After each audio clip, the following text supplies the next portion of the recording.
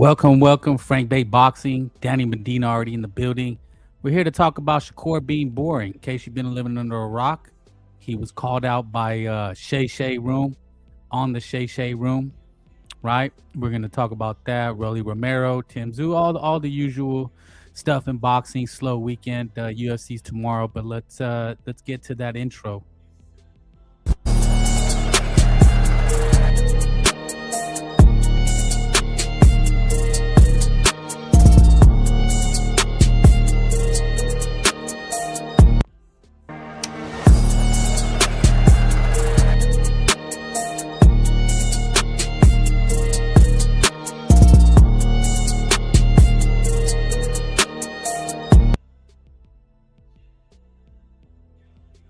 Salute. Happy Friday, TGIF. Like I said, slow weekend, right? More BC, yo, Mr. BDA. That's right, he had open lines. Everybody was cooking on the open lines, Mr. BDA. Salute, shout out. Believe this is a UFC fighter, a white girl. White is right? We all like our white girls. I know most of us do, especially Latinos, Mexican men, right? They love the güeritas with the blonde hair. I think all my uncles end up switching up, right? Wow, what a hater. Haters, can't be without the hate, man. Yeah, BDA's new panel is trash, right? That Frank Bay dude is trash, but I recognize his voice. Actually, though, I think his numbers have gone up. Actually, he dropped the documentaries; they did really well. But yeah, man, just a Friday night. Hope you're enjoying your Friday night, man. Downing some beers. I think the World Cup is winding down, and the proverbial favorite Spain, I believe, won today. Yo, man, you gotta be funny. See, hate and being racist is you gotta be funny with it, man. You're not being funny. It just sounds like hate. If you want me to drop the link, I'll drop the link right now. But I'm going to flambe in case you've been living under a rock, right? In case you've been living under a rock. I think the World Cup ends in 6 days. Yeah, man. I mean, this is the first World Cup that I actually really paid attention to. I know, man. I know. But, America and Mexico was a big deal. All the fireworks were going off. America being in it is a big deal. And now I think they're getting... all around the world, people are a lot more interested. Maybe because it was in the US of A. But the thing about sports is I think the proverbial favorites, there's been a lot of controversy because the favorites are getting the calls. But I think that's all sports, right? Benavidez is down bad. Exactly. You know what, man? I mean, look, man, Shakur's down bad. Benavidez is down bad. Canelo is down bad. It's a cycle, right? The cycle of up and down. Like I've always said, Frank Bay, that's life, pal. One day you're up, the next day you're down. That we got this Rolly Romero, Tio Lopez, right? Fight. Tio was just in the gutter. And then, in a short month, he could be a champion again. Remember Rolly Romero got knocked out by Pitbull Cruz? And he could be on top of the world having knocked off Ryan Garcia and Teofimo Lopez, right? So that's life, man. One day you're up, next day you're down. You're not if you're not losing, you're not trying. I've experienced that in all my endeavors in life, right? It's always darkest before the success comes. I got Rolly beating Tio. Yeah. With the slow week, I thought I would come on and see if you guys are interested in this Shakur Shannon Sharp beef, right? The brothers. I think it's interesting because you really don't see that a lot, right? But I need to see if I can get your guys' attention. Ready? 1, 2, 3. Stay focused. That's right. Are you focused? Are you with me? Oh my god. Sorry. I just love a good roast beef sandwich. All right. I think you horny guys, I think that's enough for you guys. What did you think? Eric Gomez says cooked Shakur. Melanomas. I know, right? That's the only thing that can get you guys focused. You dirty dogs, you. Benavidez is going through that, right? Women are hypnotizing, right? But you got to be disciplined. Part of boxing, I was thinking about what makes boxing so great, right? And it's that boxing is a metaphor for life. I'm on Netflix. I have Rocky on repeat. I like to keep it on in the background. Also watching gangster movies. This is a little more relaxed Friday session, right? Again, not a lot going on. We're gonna get to the cheats, the tea, the gossip. So the big announcement was Shakur Stevenson going to Zuffa, and it was like the worst kept secret, right? Everybody knew it was gonna happen, and I guess he was doing these media tours. And one of the things that happened is he ended up on the Shay Shay room, right? Oh shit! Sorry about that. He ended up doing the media tours, and I came. Oh my gosh! Sorry about that. What is going on? My mic is tripping. Sorry. Okay, I'm having technical difficulties. Tell me if it's too loud. I'm sorry if it's too loud. But man, what is going on? Damn, somebody help me. Frank Bay likes the Rocky chasing the chicken and going ice skating with Adrian. Yeah, I love all the Rocky movies, man. But like I was saying, boxing is a metaphor for life, right? One of the favorite lines in Rocky is, "It's not how many times you get knocked down, it's how many times you can get back up." Right? That's the metaphor for life, right? Boxing, is discipline. And all these boxers, every walk of life, men get in trouble for chasing the poontang, right? They get a little whiff of the stank, and they lose their mind. Leonard LB is punching the wall right now. Take her to the zoo. I hear regards, love the zoo. What?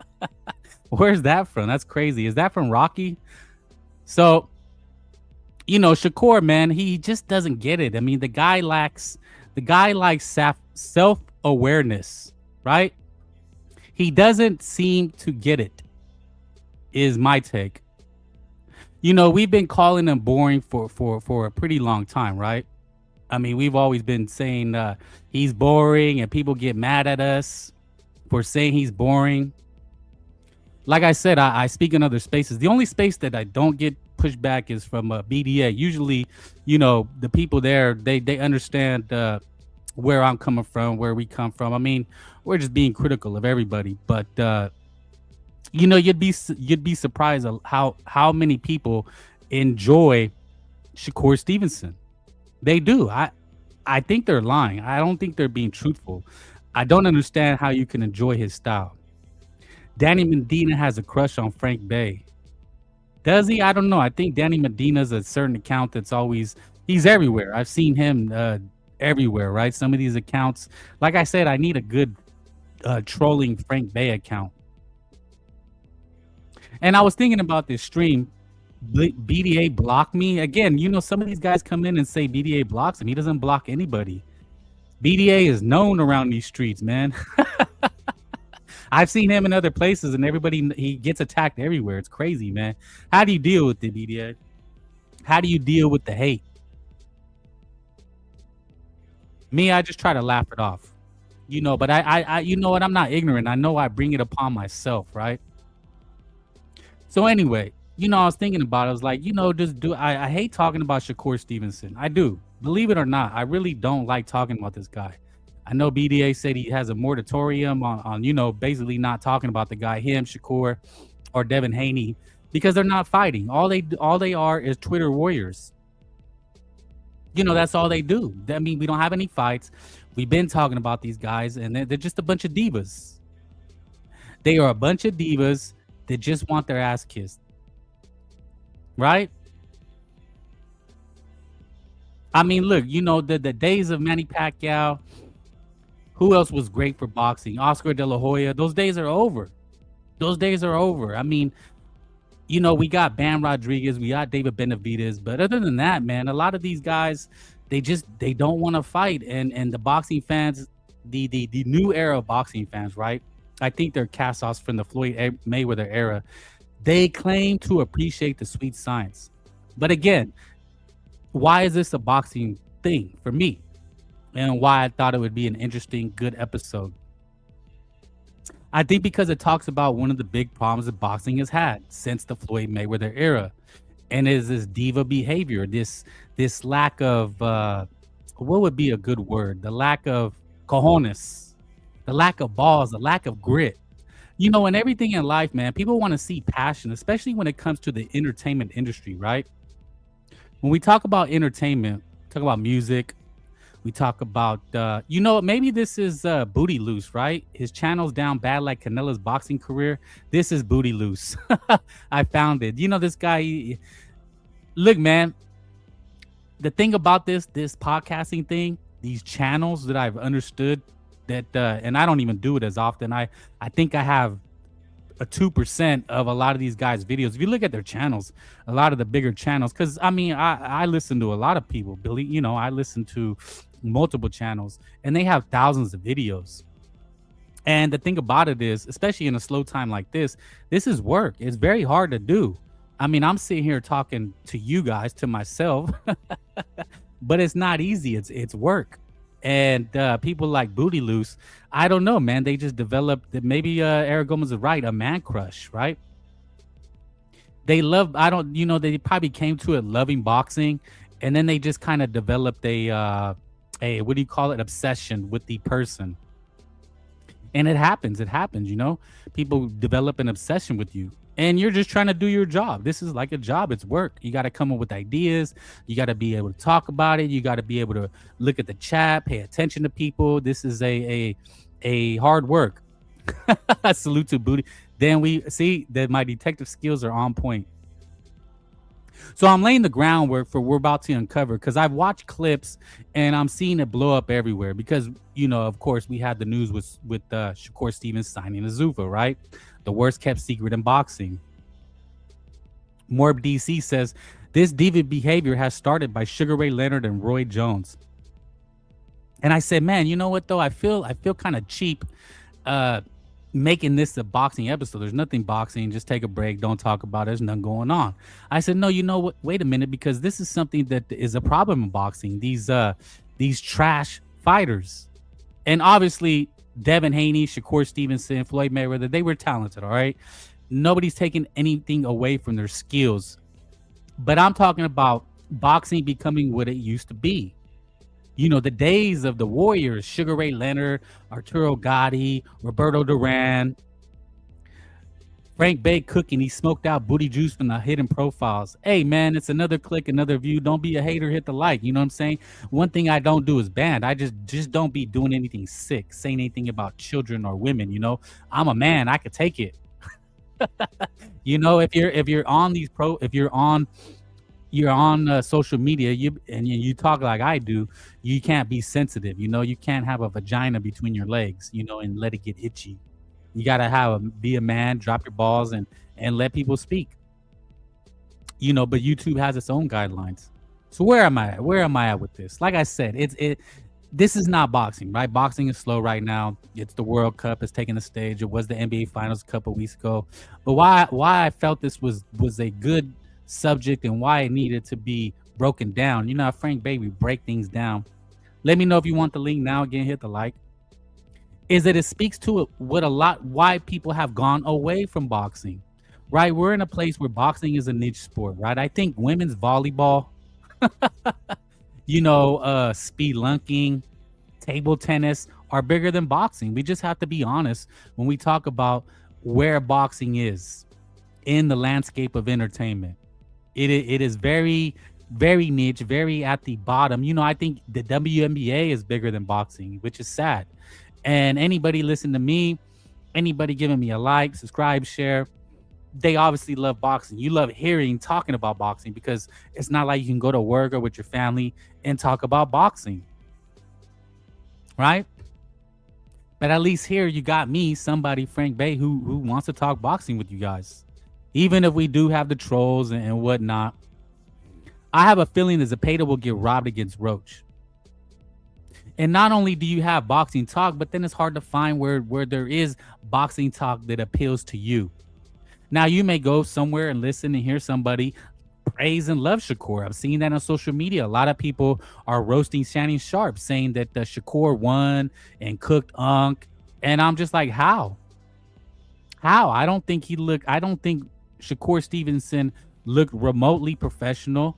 He was cooked. He was told he was ignorant, that he's not a smart person, in not so many words. I'm going to get to the video, but I want to lay the groundwork I have a feeling Zepeda will get robbed against Roach. Very possible, right? Other way around, Roach will get robbed by Zepeda. Well, if you watched him against Pitbull, Pitbull was robbed. Shakur down bad. Well, the thing is, Eric Gomez, we have to be truthful and objective. He's doing really well for himself, right? He is. He's one of the top boxers. He gets all the accolades, all the glazing, all the ass kissing. He's getting huge sums of money from Zuffa to go apply his trade. I mean, there's nothing more you can ask for. But see, there's a big problem in that. There's a very big problem in that. And the problem is the fans. You, me, Shannon Sharp. Shannon Sharp is a fan. Right? Pitbull did the robbing. Which fight did you watch? I seen Lamont Roach get his ass beat, knocked down. It was a close fight. But I thought even if you really pay attention, the scores, Pitbull was robbed. The score he was robbed. I think, what did they call it? Was there a point deduction or something? Somebody help me. Tevin Farmer or Lazy Eye was robbed against Bum Ass Zepeda. That was another close fight. Roach literally beat Pitbull. What the fuck? No, it was a draw. The guy had a draw against Tank, and he had a draw against Pitbull. But I digress. See, we have this thing in boxing where, for a while since the Floyd Mayweather era, people were trying to tell us that if you like blood and guts, if you want to see guys go at it, then you're just rock 'em sock 'em. Man, used to Pitbull fan. No, I'm a boxing fan, and I thought he had the better fight. I thought he was taking it to Roach. That's just, look, we're not gonna agree. You think Roach won? I thought Pitbull got robbed, and if you look at the scores, he was factually robbed. BDA Boxing says Ryan Garcia and Conor Ben were on stage at the UFC summer weigh-in. Zuffa TKO fight incoming. Yeah, that's another one we've been hearing about. So Dana White and Oscar are going to be going at it. Now you saying a draw, but first claim. Well, he got robbed because that's how close it was. It was a draw, but something happened. Pitbull won 10-2 against Roach. Something with the scoring. Damn, I'm trying to think. You got me sidetracked with that. Anyway, Conor Ben, Ryan Garcia will be a good fight. And again, that's another action fight, right? But we've been told that if you don't appreciate the sweet science, if you don't appreciate, then you're not a boxing fan, right? We've gone back and forth, and you go to a lot of other places, they're going to praise Shakur Stevenson. That's just where we're at, right? You're gonna have people that appreciate the sweet science, and you're gonna have people that don't. I guess I'm one of those that don't. I learned tonight a lot of content creators don't know boxing. You're the only one who feels that way. I am not the only one that feels that way. I'm just telling you, look, watch the fight. You're more than welcome. I have a Discord. You can find it. If you go to BDA, get in his Discord, let me know you're there. I'll send you the link. You can hop on. If you want the link, we can hop on. I mean, you can hop on at one time and I'll watch the fight, But that's boxing. You're going to see it one way. I'm going to see it another. Ryan vs. Ring is not even a Zuffa event. Well, we'll have to wait till the announcement, right? I watched. I appreciate good action, not sweet coward boxing. Well, that's the thing, right? Some people really do. I don't believe them, though. I don't believe that they genuinely are entertained by Shakur Stevenson or Devin Haney when he fought Brian Norman. That was one of the ugliest fights I've ever seen. George Camboso, Devin Haney was terrible. Richard Hitchinson is pretty lackluster, but nobody wants to watch that. I don't see, especially in this saturated market. I've said this before. You got bare knuckle boxing. You got UFC tomorrow, right? There's more competition than ever as boxing shrinks. And there's a reason boxing has shrunk. See, that's what a lot of people are not understanding. There's a reason that the fans have gone away. They seen the Floyd Mayweather era. They seen the hit and not be hit era, and they just weren't entertained. They seen, big ass, white guys juiced on steroids, right? Remember Rampage Jackson? Give me some names from the UFC during his glory years, right? Rampage. What was that? Some of the names I can't even think of the names, but they were like juice head freaks, right? Tito Ortiz. Remember those days when it wasn't even skill? They were just like humping and grabbing and throwing, and it was very Brock Lesnar. Yeah. It wasn't skilled. The UFC has a problem with skill now, right? Because a lot of these um wrestlers, or what do they call them? Shit, man, with the Mohammadadas and the the names, these Slavic Eastern Europeans came in, and all they do is hold on for dear life, and they win. They have a problem with skill now. Mark Carroll, Mark Coleman before that. I think that was like in the very, very early days, right? Chuck Liddell, that's who I was thinking of. Chuck Liddell, Rampage, Tito Ortiz. If you got any other names, throw them at me. But remember, I mean, it was like akin to a barroom fight, right? But people love that. That's what people love. Eric, casuals say that, but say Boots gets hit too much when he brawls it out. Shakur can do both, but get casuals mad for not being hit. Make y'all minds up. Now when Lomo do the same thing, same casuals. Okay, so you're a sweet science guy.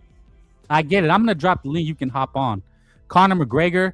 Yeah, no, Conor McGregor was in the era after that, right? A little, he was coming along as those guys were fading, but Conor McGregor brought that brawl. Nick Diaz brought that. Who else? Holloway's from that era, right? Where these guys just fought. They had these bloody brawls, and then that guy, who was the guy that beat McGregor, the wrestler? I'm super casual when it comes to UFC, but he left undefeated. But he was one of these guys that just grabbed people and held on for dear life. And now UFC is suffering. One of Zuffa's things is creating action. Boxing, one of Dana White, he doesn't want the hit. Remember Turkey Al-Sheikh talked about Tom and Jerry? Do you remember that after the debacle with Haney and Ramirez, and then William Skull running for dear life? Do you remember that? The Tom and Jerry, and people applauded it. This is entertainment. People want to be entertained. You know these events are not cheap. To go to boxing is kind of expensive. Do a night out on boxing, you're talking about hundreds of dollars for tickets, cab rides, dinner, drinks. Easily gets to $1,000. Rashad Evans, yeah. John Bone Jones. But who's the guy that does the commentating? Again, I'm super casual. Damn, I'm just like losing my mind forgetting the UFC names from back in the day. He was more of a wrestler though. Rashad Evans, appreciate for not blocking me, bro. Like BFT. Well, he's super hater. They block you for anything. That's one thing that I pride myself. I let people speak. You know what I'm saying? That's what I want to do. Rampage Jackson. Yeah, those were the days of like they literally look like guys that would get in brawls at a bar, right? And now UFC has a skill problem. Boxing is a little bit different because you do have to appreciate the skill, but not everybody does. All the casuals left. That's what happened. They left to the UFC because they wanted to see blood. We just got to be honest. And I don't like when how is boxing going to gain new fans if people come and hardcore shit on casuals because they don't appreciate it. You know what happens in everything, music, movies, TV. There comes along things that people feel like, oh, you need to appreciate it, and you don't know movies, you don't know music, and people shit on you for not getting something, right? How your friend or a family member say you just don't get it, and I feel like you just don't get it is a cop out. Is a cop out to maybe it's just not what you think it is. Maybe it's just not good. Maybe it's just not exciting. Maybe people just don't feel it. Morb DC says disengaging in a boxing match is also illegal.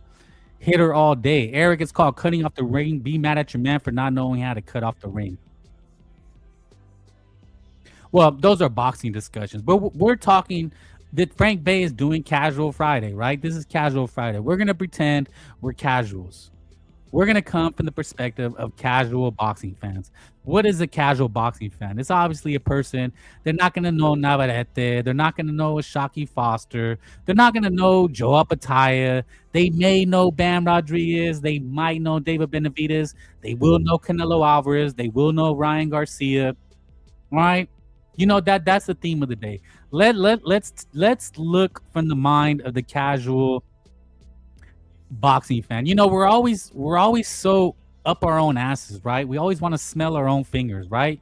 You know, when you got itchy booty, you just want to smell your own finger. And I feel like a lot of boxing fans are like that. We just like smelling our own shit, right? We love the smell of our own farts. Little graphic, right? But I think it describes the modern day boxing fan. We love to get on these podcasts and talk shows and YouTube and Twitter, and we just love to be in an echo chamber, and we just love to fart about boxing, and we just love to smell our own farts. He's like, what the hell?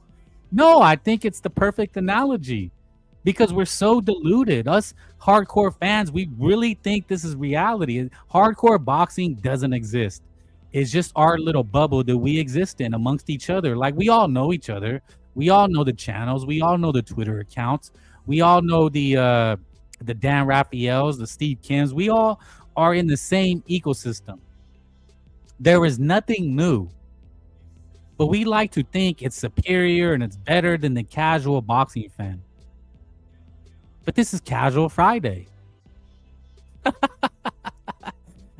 Casuals in this chat, which do y'all casuals want getting beat the hell up like Mexicans and losing? Being KO'd or sweet science to keep from being talked about and hated on like y'all do boots, but not. You're not making it on sense. No, I think you're getting it twisted. This is hardcore, but what I'm saying is we complain about not getting fights. We complain about boxing being a niche sport, but yet we'll hate on the casuals that could grow it. Does that make any sense to you? I better get to the video. We better dissect it. But what I wanted to do is just lay the groundwork. So as we examine, can we do it? Yeah, you're getting it twisted. Look, you know what? I'm going to drop the link. Maybe someone wants to watch it with me. But you got to understand. You got to understand boxing is a niche sport. Boxing is a niche sport. The hardcore that you imagine knows about boxing really doesn't. You know how I know that? I listened to a hardcore boxing space. I don't name drop. I'm not going to say the name. But I think it was one of the stupidest things I ever heard. They were arguing that they don't want Virgil Ortiz and Jerron Ennis. They just said all these things about not wanting to fight, and I couldn't understand it. I'm like, Jerron Ennis Ortiz is a great fight. Why wouldn't you want it? But see, hardcores love to smell their own farts. They love to think that they're talking about boxing, but nobody thinks like that. Nobody in reality looks at boxing the way some of you hardcores do. Hitter all day. Y'all say the opposite. So the link, I just dropped the link, I think. Yeah, the link is in the chat. Hit the like. Y'all say the opposite. We all know Black Americans are the greatest, will always be the greatest, and the most hated on. Well, I disagree with that. You're more than welcome to hop on and explain why that is so. But, maybe at one point in time, it may have been true. But now it's a global sport, and a white heavyweight, is better than any African American. And a Nui at the lower weight class, a Japanese, he dominates there. So what you said is just factually not true. I believe Mexican Americans have the most champions. So maybe African Americans dominated at one time in history, but it's just not factually true anymore. It's just not. You understand what I'm saying? So here is the Shakur and Shannon Sharp beef. And let's go by it. I'm gonna have to interject and talk, throughout it. Who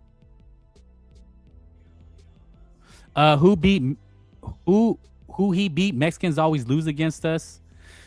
No, I mean I don't know. Maybe they have the advantage overall, but again, how many years has it been global? It's only been about maybe 10 to 15 years being truly global. And once it was global, the Klitschko's white heavyweights came and dominated. As soon as the borders were opened up and Japanese and Eastern Europeans have been in boxing, they're actually starting to dominate. So the place that African Americans held, just like basketball, right? They used to dominate, and now, they can't even, finish gold, or they struggle. It's just the truth, man. No one gives a shit about their zero.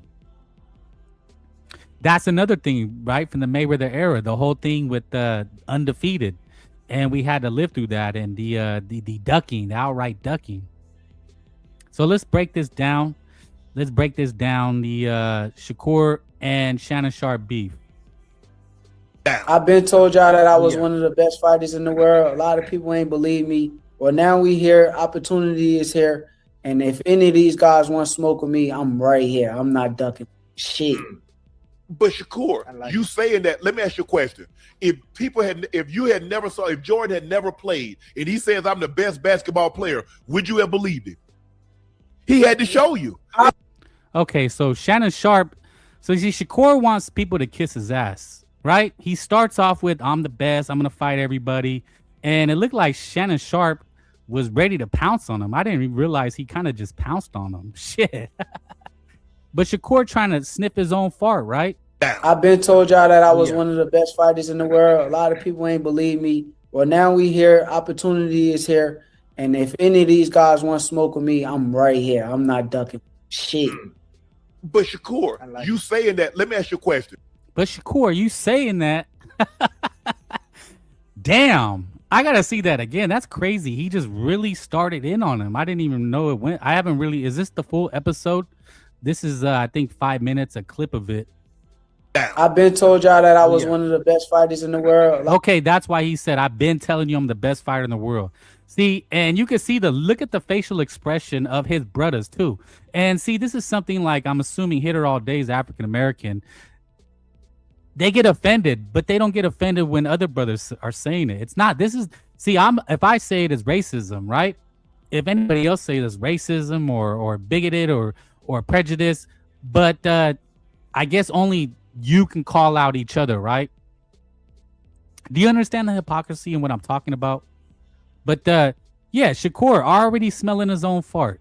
I've been told y'all that I was one of the best fighters in the world. A lot of people ain't. See, like, what? Why does he say that? You're asking for it. See, and he thinks he's so used to people kissing his ass, right? Max Kellerman, these boxing podcasts, guys like Najee, or some of these guys, Show Jizz, who interviews them. Well, you can come on and prove me right, but when you say the African Americans are the best, I mean, I'm just assuming you are, because you would be a cuck if you weren't. I mean, damn, that's embarrassing.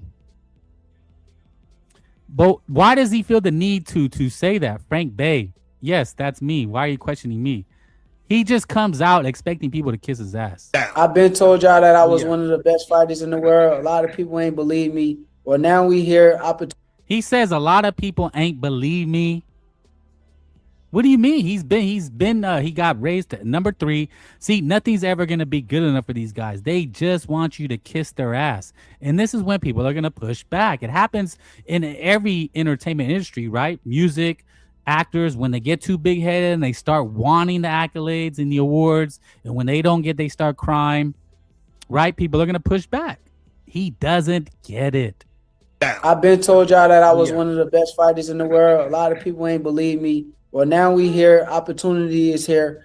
And if any of these guys want to smoke with me, I'm right here. I'm not ducking shit. But Shakur, you saying that, let me ask you a question. But Shakur, you saying that, I love that. If Jordan had never played and he says I'm the best basketball player, would you have believed him? He had to show you. If LeBron or Shaq or Kobe says I'm the best without showing it, you're not gonna believe I agree that. with you. We got to see if it. the writing been on the wall. We got to see it. What's wrong with that? So tell me where Shannon Sharp went wrong, because a lot of people are criticizing Unc, saying that he got fried. So tell me what he did that was wrong here, because I think Shakur got off to the wrong foot by praising himself, right? I've been told y'all that I was one of the best fighters in the world. A lot of people ain't believe me. Well, now we here. Opportunity is here. And if any of these guys want to smoke with me, I'm right here. I'm not ducking shit. But Shakur, you saying that, let me ask you a question. If Jordan had never played and he says I'm the best basketball player, would you have believed him? He had to show you. If LeBron or Shaq or Kobe says I'm the best without showing it, you're not gonna believe I agree that. with you. We got to see. So Shakur says, look, he's stuck. He says, I agree with you. If the writing been on the wall the whole time and I showed it and y'all just ain't. I can't read. And then you That was a good one. He said the writing's been on the wall, and Shay Shay said that I can't. That was a good comeback. I agree with you. We got to see it. It's already 2-0, Shakur. The writing I mean 2-0, Shay Shay. on the wall the whole time, and I showed it, and y'all just ain't. I can't read. And then you blind in a motherfucker. So Shakur gets mad. You blind in the mother. You blind in a motherfucker. It already been there. Teofimo was an example. I made an example out of him, and these guys are gonna get examples made out of them too. I'm not saying that you're not a great fighter, that you're not a champion. I'm not saying that, but I think people won't. And you do a great job of hitting and not getting hit. But I think sometimes. Okay, so he's giving him his praise, right? I don't understand why does Shakur get so defensive? Why is he getting so mad? You see how mad he got as soon as he was questioned? Shannon Sharp wasn't rude. He just asked the question. Watch. And then you blind in a motherfucker. Why did he get so mad at that? I agree with you. Look, he says I agree with you, then starts to get mad. He agrees with it and then starts to get mad. But watch how he just starts getting ignorant. Without showing it, you're not gonna I believe agree that. with you. We got to see if it. the writing been on the wall the whole time, and I showed it, and y'all just ain't. I can't read. And then you look, he got cooked with that I can't read. That's when the flip switches. Why can't he fight like this? He gets this mad. Why does he still fight all scary? Blind in a motherfucker. You blind in a motherfucker. It already been there. Teofimo was an example. I made an example out of him, and these guys are gonna get examples made out of them too. I'm not saying that you're not a great fighter. So see, he says, I'm not saying you're not a great fighter. He's giving him his props. You're not a champion. I'm not saying that, but I think people won't. And you do a great job of hitting and not getting hit. Okay, you did a good job of hit and not getting hit. But I think sometimes people want to see you put yourself in harm's way and get down. And I'm not. So a lot of people had a problem with that when Shannon Sharp said people want to see you get in harm's way. This was like something that people really stuck to and had an issue with. Was he wrong for saying that? And you do a great job of hitting and not getting hit. But I think sometimes people want to see you put yourself in harm's way. Okay, hitter all day. What is 0 L's? That's what you racist. What makes somebody racist for wanting to see him fight? Mexicans are lame. Okay, now you're just being a hater. See, this is the problem. See, you are the racist one. You see how you throw it in there? You say blacks are the best. It gets pushed back. Now you're racist if you don't agree with it. Okay, you showed your hand. Hitter all day. You are in fact the racist one, and I'm gonna leave you here just so people can see what you're really about. You see how that works? No, see. So is Shannon Sharp a racist? He's hating on Shakur, or is he just telling them what it is? See, racism is so easy to use. But I think people won't. And you do a great job of hitting and not getting hit. But I think sometimes people want to see you put yourself in harm's way and get down. And I'm not saying, look, and that's what you have to do something. He said, I want to see you get down. Frank is cooking flambe BDA, a flambe over here. That's what a Chef Boyardee does. How come you only hate blacks? This is the subject. This is what we're talking about. Jerron Ennis is not getting flamed like this because he showed up and showed out. I told you Shannon is a house. Well, see, that's your own racist perspective. You can't get outside your own head and look at it objectively, right? We're talking about boxing, the entertainment value. You're the one bringing race into it. You understand what I'm saying? And if Shannon Sharp was Mexican or white, then he would be canceled. Do you see how that works? Do you see the double standard there? And you're a hater. Nope, y'all hated on Boots. Y'all, who's y'all? Anyway, you're getting off the mark. Let's keep flambeing. Sometimes when you step in that ring, you're gonna have when to you fight. step in that ring, you in harm's way. Okay, so a lot of people applauded Shakur because he said when you step in the ring, you're in harm's way, which is true. So let's see what Shannon Sharp's response is. Stepping in that ring. But let me rewind just a tad because you distracted me. Up in harm's way and get down. And I'm not saying, look, and that's what you have to do sometimes. When you step in that ring, fighters, you're gonna have when to you fight. step See, he says the great fighters get down. They're going to have to fight. And that's what people were used to. He's talking about Mike Tyson, Sugar Ray Leonard, Marvin Hagler, right? Shakur just lacks such self-awareness. He's so defensive. He's so immature. He's just used to being his ass kissed. He's a diva. This proves it. This proves what we said about this guy. step in that ring, you in harm's way. Step in that ring, you in harm's way. I disagree with that. That's because you never put on the boxing gloves in your life. Okay, go ahead. So see, Shannon Sharp, he says something really quick that Shakur's not listening anymore. He's just angry because he's used to people kissing his ass. But Shannon Sharp said something about the football field, which is probably more dangerous than boxing. You're gonna have When to you fight. step in that ring, you in harm's way. Step in that ring, you in harm's way. I disagree with that. That's because you never put on the boxing gloves in your life. Okay, go ahead. If you put on the boxing gloves before, you'll understand that when you See, this is the mistake that Shakur made, that a lot of you hardcores make, and the people arguing, they automatically go to if you ever put on boxing gloves. You don't have to put on boxing gloves to be in a dangerous situation. What about cops? What about firemen?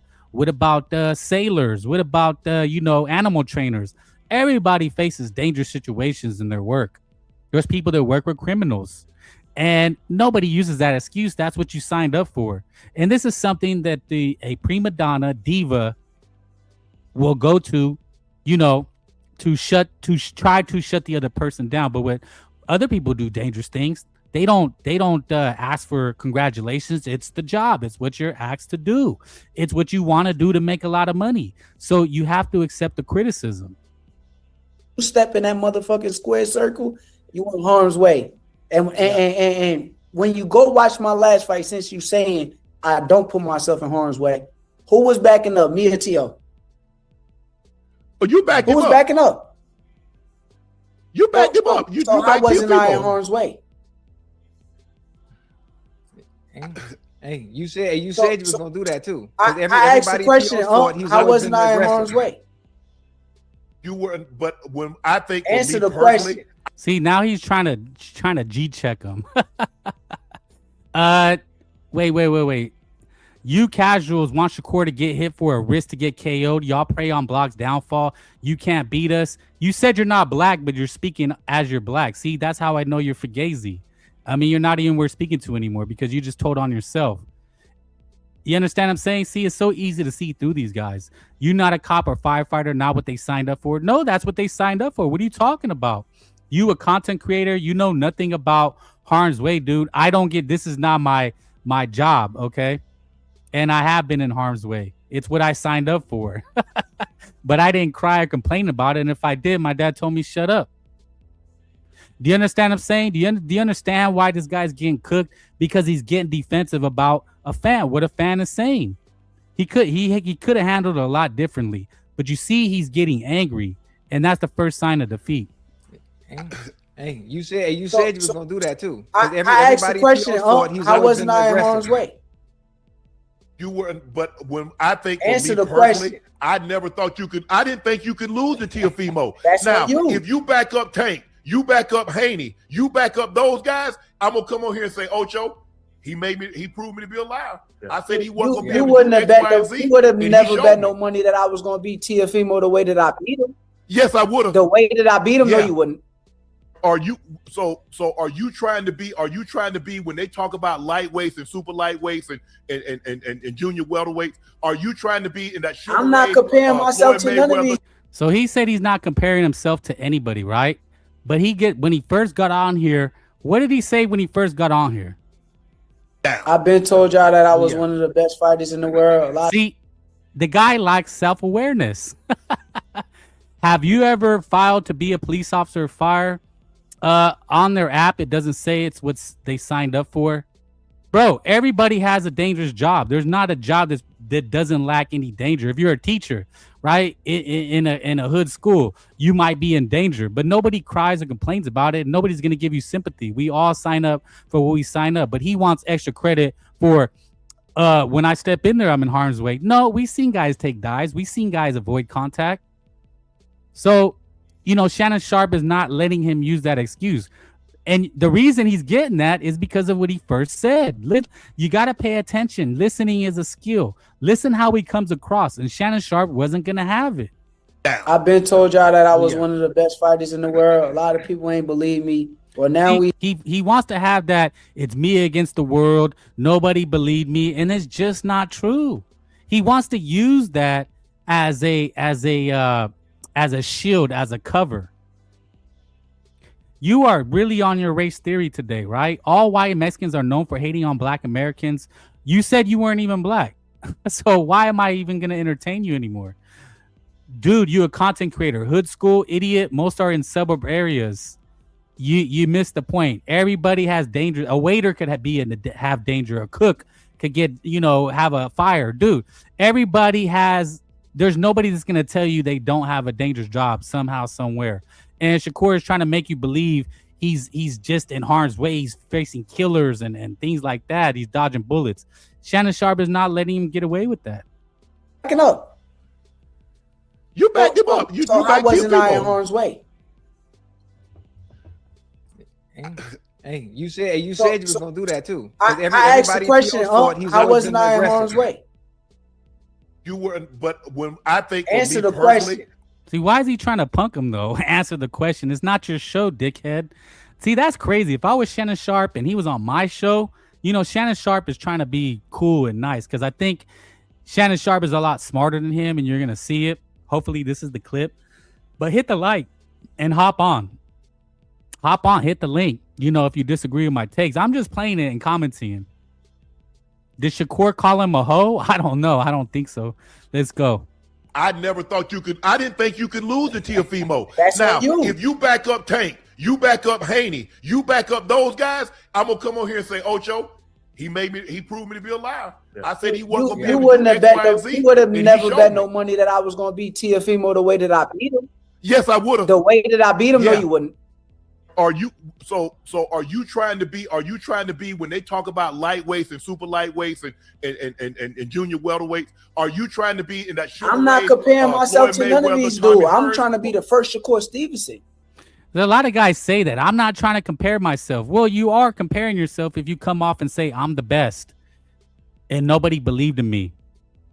You're calling yourself the best. You are comparing. In fact, you're not comparing, you're putting yourself above people.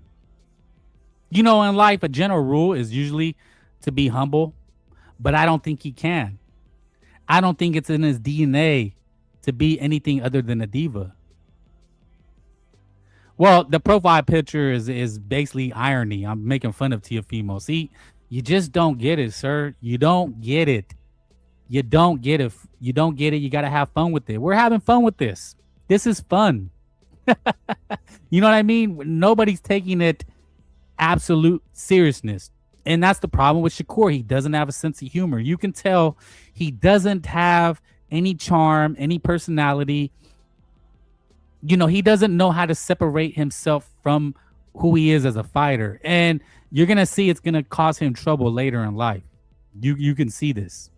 You going at the end of my career? I don't believe they'll rank you like that. You going to say, why was his fight so easy? Why wasn't he hurt? Because I'm that great. See, do you see what I'm saying now? I didn't even see this part. No, I'm not a hater. I'm just a realist. There's a difference. Me not being a glazer makes me a hater now. Inca action. No woman is watching Shakur born as fights. No, they leave his fights. Do you see how he lacks humility? Do you see how Shannon Sharp is actually giving him praise, trying to give him a way out of this situation, and he only makes it worse? Welterweights, are you trying to be in that sugar I'm not comparing myself to none of these dudes. I'm trying to be the first Shakur Stevenson. You going at the end of my career? I don't believe they'll rank you like that. See, Shannon Sharp said, I don't believe they'll rank you like that. See, Shakur knows the truth of what's happening, and that's why he's speaking over Shannon Sharp. You see what I'm saying? Shannon Sharp, I mean, he has his own pedigree. He's a Hall of Famer. He's been in the NFL, made a lot of money. That's somebody you would listen to. You're on his show. Why is Shakur doing all these theatrics, pointing the finger, speaking over him, talking slick? Ask yourself They that. talk about lightweights and super lightweights and junior welterweights. Are you trying to be in that sugar I'm not ray, comparing myself Floyd to none of Mayweather, these Tommy dudes. I'm Hearns? trying to be the first Shakur Stevenson. You going at the end of Well, my career? I don't You believe going to say they'll rank you like that. you going to for say fighting why style. was his fight so easy? Why wasn't he hurt? Why? Because I'm that great. That's what you going to say. We're not saying that you're not great, Shakur, but I don't believe, and this is me. This is my opinion. Joe has his opinion. Ocho believes you hung the moon. I don't believe that you're going to get the credit you deserve without knocking people out. So he says it right there. This is what a lot of people have said. This is not hate. This is a casual boxing fan. He hasn't come across and said he knows boxing. He's not trying to be a boxing historian, right? He's talking like us, like the guy on the street.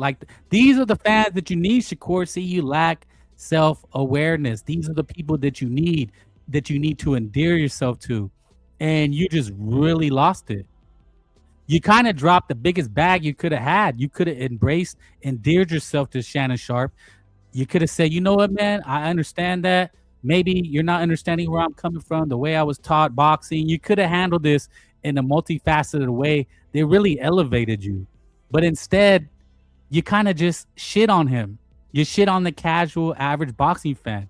And I don't think he cares. I think he embraces his boring style. He knows it's true. He's not denying any of it. He's just saying, I'm great, and you don't understand. What I say earlier about what people do, you just don't get it. If you don't like this song, you don't like this movie, you just don't get it. And people are waking up. We have social media now. We can see highlights on tap. We can watch fights. Remember my uncle used to have, a closet full of boxing tapes because there was a time when you couldn't just watch boxing. It wasn't on TV on demand 24/7. Top Rank is streaming fights all day, every day. None will be Shakur Stevenson fights. They're only showing great fights. But people used to have to, watch it in different ways. But we can see it now. We can see what you really are. We can see who you are. Thanks for not blocking me. I dropped in here to get you clown straight and about to be out. I waxed y'all casuals. Y'all haters jealous of blacks. You can't beat us. Well, no, you're losing. You're down bad. Your feelings are hurt. And no, I don't block anybody unless you get sick. But I think you're leaving because you know the truth. Nobody's backing down. See, you're used to white guilt. You can go places and cause white guilt. And people will say, oh, no, we're sorry. And they'll wash your feet. And they're saying we owe you this and that. And no, nobody does that here. It takes brains and intelligence to understand there's a myriad of ways to look at things.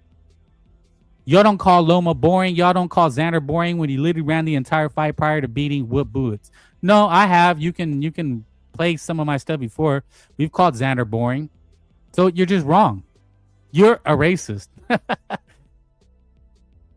And this is the mentality. Opinion. Joe has his opinion. Ocho believes you hung the moon.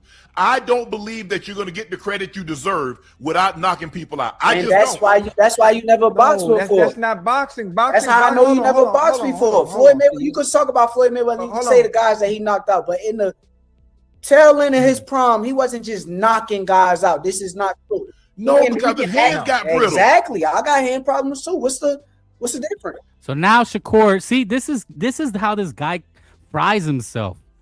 Do you see how Shannon Sharp is playing chess and Shakur is playing checkers? Do you see what Shannon Sharp just did? Ocho believes you hung the moon. I don't believe that you're going to get the credit you deserve without knocking people. See, Shannon Sharp keeps giving him a way out of this.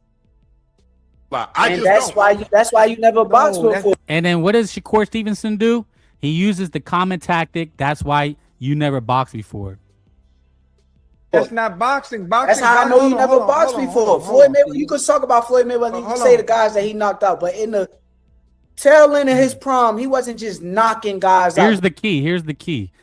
Watch what happens. This is not true. No, because his hands got brittle. Exactly. I got hand problems too. What's the Now he's making the excuse. I got hand problems too. See, he was so quick to go to the excuses. Hit the like for me. Hit the link if you feel differently or if you feel the same way. I got hand problems too. Rather than stick to his narrative, well, I'm just slick. It's hit and not be hit. He goes straight to the excuses. This is not true. No, because the hands got brittle. Exactly. I got hand problems too. What's the difference? Well, I didn't know that. My bad. Everybody know that. That's why that. you ain't been doing your homework. Everybody knows that. No. Most boxers don't talk like that. They don't brag about their injuries to make excuses. So now he has a smile. He thinks he has a one up now. I got hand problems too. What's the difference? Well, I didn't know that. My bad. Everybody know that. That's why that. you ain't been doing your homework. You gotta do your homework. But you can't. You got to do your homework. Why would any casual fan need to do their homework about you? He's telling you the truth. You will never endear yourself to the casual boxing fan. Boxing will never grow having you as the face of boxing. You can't say just because I don't like your style that I don't know No, you boxing. don't. So at least Shannon Sharp is not backing down. You understand? He just says, I don't like your style. Know that. That's why you ain't been doing your homework. You gotta do your homework. But you can't say just because I don't like your style that I don't know No, you boxing. don't. I grew up in an era where Sugar Ray Nip was knocking You just people told out. me that I don't put myself in harm's way by getting in the ring. That's But what you- you told but me. here's the That thing. let me know that you don't do your But you homework. talk about one fight. You talk about Teofimo. Any fight. What about all the other Any fights? fight. I'm not. Any hold on. fight. Am Any I the fight. only All one these said that guys about did you? right. I was wondering one thing. Am I the only one that's ever said that about your fighting style? Yes A or no? lot of people that don't. That's a great one. Shannon Sharp really cooked him with this part. Watch it again. You know that you don't do your But you homework. talk about one fight. You talk about Teofimo. Any fight. What about all the other Any fights? fight. I'm not. Any hold on. fight. Am Any I the fight. only All one these said that guys about did you? right. I was wondering Am I the only one who said that about you? one thing. Am I the only one that's ever said that about your fighting style? Yes A or no? lot of people that Yes or no, Shakur? What does he do? don't know boxing say that. No. He goes back to you don't know boxing. See, this is what I'm talking about. This is the problem and why boxing is a niche sport and why so many casuals have left. You got these guys like Hitter All Day. They have this is, I don't know if it's racial, it's tribalistic, but they feel like if I can tell you you don't know shit about boxing, that makes me superior. You don't like the style, that makes me superior. See, it's the same repetitive story over and over again. All the other Any fights. fight. I'm not. Any hold on. fight. Am Any I the fight. only All one these said that guys about did you? right. I was wondering one thing. Am I the only one that's ever said that about your fighting style? Yes A or no? lot of people that don't know boxing say that. No. Am I the You only can't one? use a public opinion for casuals. Am I? No. See, there he says it. You can't use a public opinion for casuals. Shakur, that's who you need. See, this guy, he's not very bright. Now, obviously, he's not an idiot, right? He's successful. He's a successful boxer. He makes millions and millions of dollars. But he said something very, very ignorant. And Shannon Sharp is going to cook him on that and show how ignorant he is. Any fight. What about all the other Any fights? fight. I'm not. Any hold on. fight. Am Any I the fight. only All one these said that guys about did you? right. I was wondering one thing. Am I the only one that's ever said that about your fighting style? Yes A or no? lot of people that don't know boxing say that. No. Am I the You only can't use one? a public opinion for casuals. Am I? No. Are you the So only no other casual boxer. that said this? No, you are not. Hold Are you on. the only No. casual that said So, this? No, you are not. Let me ask you a question. So no other fighter has said that about your No fighting other style, that fighter? they're not happy with your You know how fighting many style. fighters praise my fighting style? You know what I mean? Fighters wish they could fight like me. See, he won't answer the question, but you see he fucked up, right? You know you done fucked up, right? You know that. You know you done fucked up. He just shit on what would make him a superstar, which is the casual boxing fan. He just shit all over him. This needs to be clipped. This response. Question. So no other fighter has said that Not about the your fighter fighting part. style. Opinion for casuals. Am I the only one that's ever said that about your fighting style? Yes A or lot no? of people that don't know boxing say that. No. Am I the You only can't one? use a public opinion for casuals. Am I? No. Are you the So only no other casual boxer. that said this? No, you are. Well, he knows. See, he does know. See, the truth will always reveal itself. And he tries to play it off like it's ha ha he ha funny. Shannon Sharp is not playing with them. Okay, I mean, at least you're not a hater. New sub here just for allowing me to cook you and your fans here. I will tune in often to cook y'all, and we'll click the link next time. No doubt, man. Bring your folks too. See, that's the thing. This is what I live for. This is why I do it. For you. But it's undeniable. See, the truth always reveals itself. People always tell on themselves. Use a public opinion for casuals. No. Are you the only casual that said this? No, you are not. Are you the only casual that said this? No, you are not. Let me ask you a question. So no other fighter has said that about your fighting style, that they're not happy with your fighting style. Fighters praise my fighting style. You know what I mean? Fighters wish they could fight like me. I know. Hold on. Can I talk? Fighters? Can I talk? You've been talking. So now Shannon Sharp did something very interesting. He said, "What about other fighters?" That was interesting. I wonder what his angle is with that. I talk. You know how many people go home with gotta go to the doctor, gotta go get their brain checked out, gotta go. They wish they could do what I do. They pray like, I wish I had them skills. If I had them skills, they will go home to their family safely. You know, people don't go to their family safely, huh? So no boxer, no guy that's ever fought has said anything that I've said about your fighting style. You asking a subjective question. I can't tell. You're asking a suggestive question. What the fuck? That's not the response. You're asking a subjective question. It's a yes or no. Have you heard any other fighters talk shit about you? It's pretty simple. Shakur is funny. He really is.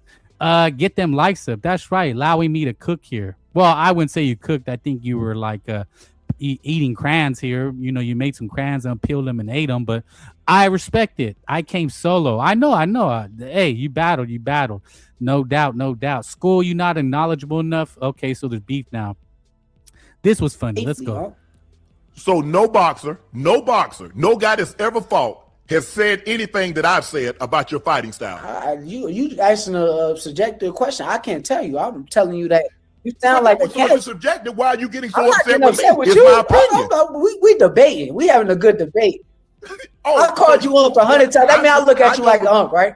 So I got respect for you. I got respect for you. But I don't got respect for you not doing your homework. I don't got respect for that. Do your homework and stop getting X. Okay, there's more to it where he actually cooks them, but that's pretty much the gist of it. Shakur Stevenson calling out casuals. What do you guys think? Who won this battle? I've been told y'all that I was one of the best fighters in the world. A lot of people ain't believe me. So there it is. That's pretty much the gist of it. Who won this battle? Was it Unk Shay or was it Shakur Stevenson? Bring your brothers next time you lame. Bake them cakes. You really swore you were baking. I don't know. I don't think Shakur won. Well, you would think that, right? I think Shannon Sharp just, put belt to ass. I think he made Shakur Stevenson look ignorant. So here's what I wanted to see. He called him ignorant. Let's watch this too. Don't know shit about boxing. No, I'm not saying. I'm saying you consume the positive news. And so if somebody says something that you don't want to hear, you assume, well, I don't value your opinion because you're not a boxing aficionado. I assume that you don't know shit about boxing. So see, this is where he keeps cooking himself. See, Shannon Sharp is just really trying to educate him, trying to get him to acknowledge the truth that he's boring, the truth what people say, and he won't acknowledge it. All he does is shit on casual boxing fans. Ignorantly enough, those are the people that you're gonna need to be a Floyd Mayweather, need to be Oscar De La Hoya. Well, Hitterall, then come teach us. But you're not really saying anything. You're just being a race fan. You're being tribalistic. You're saying black this, black that, but that's not education. That's not teaching. That's telling. You understand what I'm saying? See, people can tell you things, but can they teach you things? That's one thing I don't like being talked to or at. When I speak, you call me a content creator. It's really just opening a conversation, breaking down things, but I don't try to teach anything. Do you see the difference? What education are you teaching? You can't teach education. When I speak, if you learn something, then maybe I'm educating, but I don't do it to purposely teach anybody anything. See the difference? That's what you is, dude. No, I'm not. You want to say you're teaching, but you're not. You're in school. Life is one big school. And that's what Shannon Sharp is trying to do. He's trying to teach Shakur humility, trying to teach him to endear himself to the casual boxing fan by saying, hey, Shakur, wake up. Are you aware of these things? And he could easily had said, yeah, I'm aware. You know what? I mean, I appreciate it. And I understand that people feel that way. But here's what I was taught growing up. He could have handled it in a very different manner. But he's too much of a diva. He's too consumed by his ego in boxing, right? He thinks anybody being critical is criticizing him. You have your race fans here, and I don't highlight anybody. People can be a fan of whatever they want. Do you understand? I don't try to educate people or teach them how to think and feel. You understand what I'm saying? They're just gonna say what they think and feel about what I'm saying or what you're saying. And you don't like that now. Man, I wish I could go live to cook you real quick. Well, the link is there. Hit the like. And all we're doing is analyzing this. I could be 100% wrong. You think I'm wrong. But I'm not here to teach you that you're wrong. Now, if listening and it appears in your brain, right? Man, maybe he's right. Then I've done it. Get on the panel, coward. Exactly. And in life, there's always teaching moments. You understand what I'm saying? You know, you ever been on an interview? Have you ever have tried to get a job? You know, one of the best lines that I've ever heard from when I've interviewed candidates and I've been an interviewer. One of the best things I've ever said, and I heard people say, be coachable. Be a team player. What is a team player? Being able to teach and be a student. And you can do both. You have to be coachable. See, this will be one of Shakur's biggest weaknesses. Why he'll never be a megastar. Take notes, bro. Get the season ready. You're just talking. You're just typing, but you're not speaking. Maybe you can't articulate it. No, I'm not saying. I'm saying you consume the positive news. And so if somebody says something that you don't want to hear, you assume, well, I don't value your opinion because you're not a boxing aficionado. I assume that you don't know shit about boxing. That's all I'm trying to tell you. You don't know shit about basketball, but you got an opinion on it. I don't try to debate. If I'm sitting here with Kawhi Leonard, I wouldn't try to debate with Kawhi Leonard about basketball. I'm not that ignorant. So I can't have an opinion about what I'm trying to tell you is you're being ignorant. That's it. I get all that. That's fine. That's fine. You're being ignorant. See, do you see how he's coming across? I mean, I don't see how anybody could not understand this. Got to do your homework, Frank. I know, man. I mean, I'm a C student, right? Because I just couldn't do homework, right? BDA, what the heck, man? I left to run C. Yeah, man, we got a guy saying black fighters are the best and they beat everybody. He's cooking everybody in here. And when I said you must be African American, he says, how do you know? Don't assume that. Like, bro. Peace out, Frank. Enjoy the chat. Salute, man. And that's all you know it. And that's all you can do, right? Have fun with it and say peace out, man. I don't say, hey, man, I hope you get hit by a bus, just because he has an opinion. And this is what we're here to do. Talk about it. We have the conversation.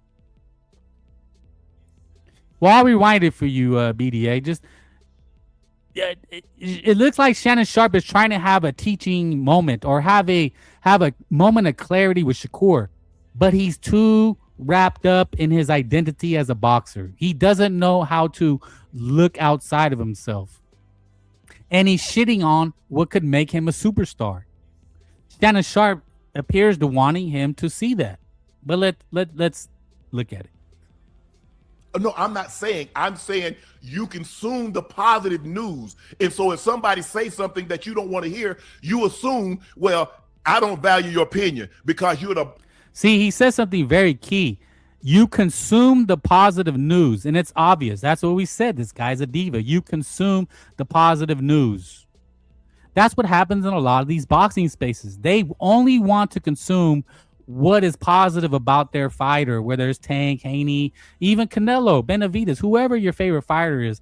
All we want to do is consume the positive of that person, right? No, I'm not saying. I'm saying you consume the positive news. And so if somebody says something that you don't want to hear, you assume, well, I don't value your opinion because you're not a boxing aficionado. I assume that you don't know shit about boxing. That's all I'm trying to You tell don't know issue about basketball, but you got an opinion on it. I don't try to debate. If I'm sitting here with Kawhi Leonard, I wouldn't try to debate with Kawhi Leonard about basketball. I'm not, because I'm not that ignorant. So I can't have an opinion about what I'm trying to tell you is you're being ignorant. That's it.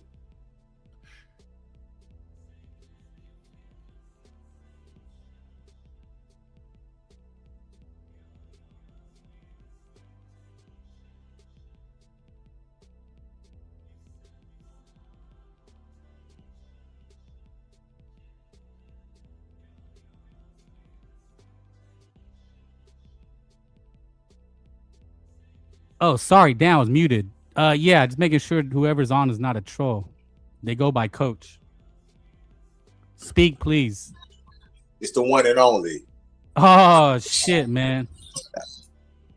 What's going on, Edward? What's going on? And I didn't want to interrupt your show, man. I sit back and watch your commentaries until you. Yeah, but I'm just going through this Shakur Stevenson. Yeah, man. Hey, Shakur, man. I don't like that dude, man. Nah. I mean, damn. I don't like that. I don't like that guy, man. All that dude try to run around act like he's some type of big shot, man. Keep saying he's the best fighter, nobody can beat him, but then he don't ever fight any good competition. You know what I'm saying? He's always. Well, you didn't think Theo was a good one? Theo was tailor made for that guy, man. Theo was too small for Shakur, even though Shakur's a smaller guy. You know, as far as he was coming up, but you see when they got in the ring, who was the bigger man? Yeah, Shakur was way bigger. Way bigger than Theo. And like I said, I ain't never really mentioned Theo. Anyway, you know what I'm saying? It's like ever since he, you know, Theo, he's like inconsistent, man. You don't know. Sometimes he fight good, sometimes he fight bad. You know what I'm saying? And then he's got his dad over there acting crazy. Come on, son. Come on, bro. You gotta knock him out. I mean, bro, what are you talking about, man? That ain't how you beat anybody, man. Just sitting there telling your son to knock, especially somebody like Shakur. But Shakur's a good fighter. I'm not gonna. He's good at what he does. He's a good boxer. He's not a. I don't consider him a fighter. He's an excellent boxer. Yeah, he's an excellent boxer. I seen a fighter the other week. That guy Abdullah Mason. He's a fighter. Jerron Ennis is a fighter. This guy is not a fighter, but Shannon Sharp is cooking him. Let me try to finish this. Do you mind? I'm gonna play this interview. Okay. I get all that. That's fine. That's fine. You're being ignorant.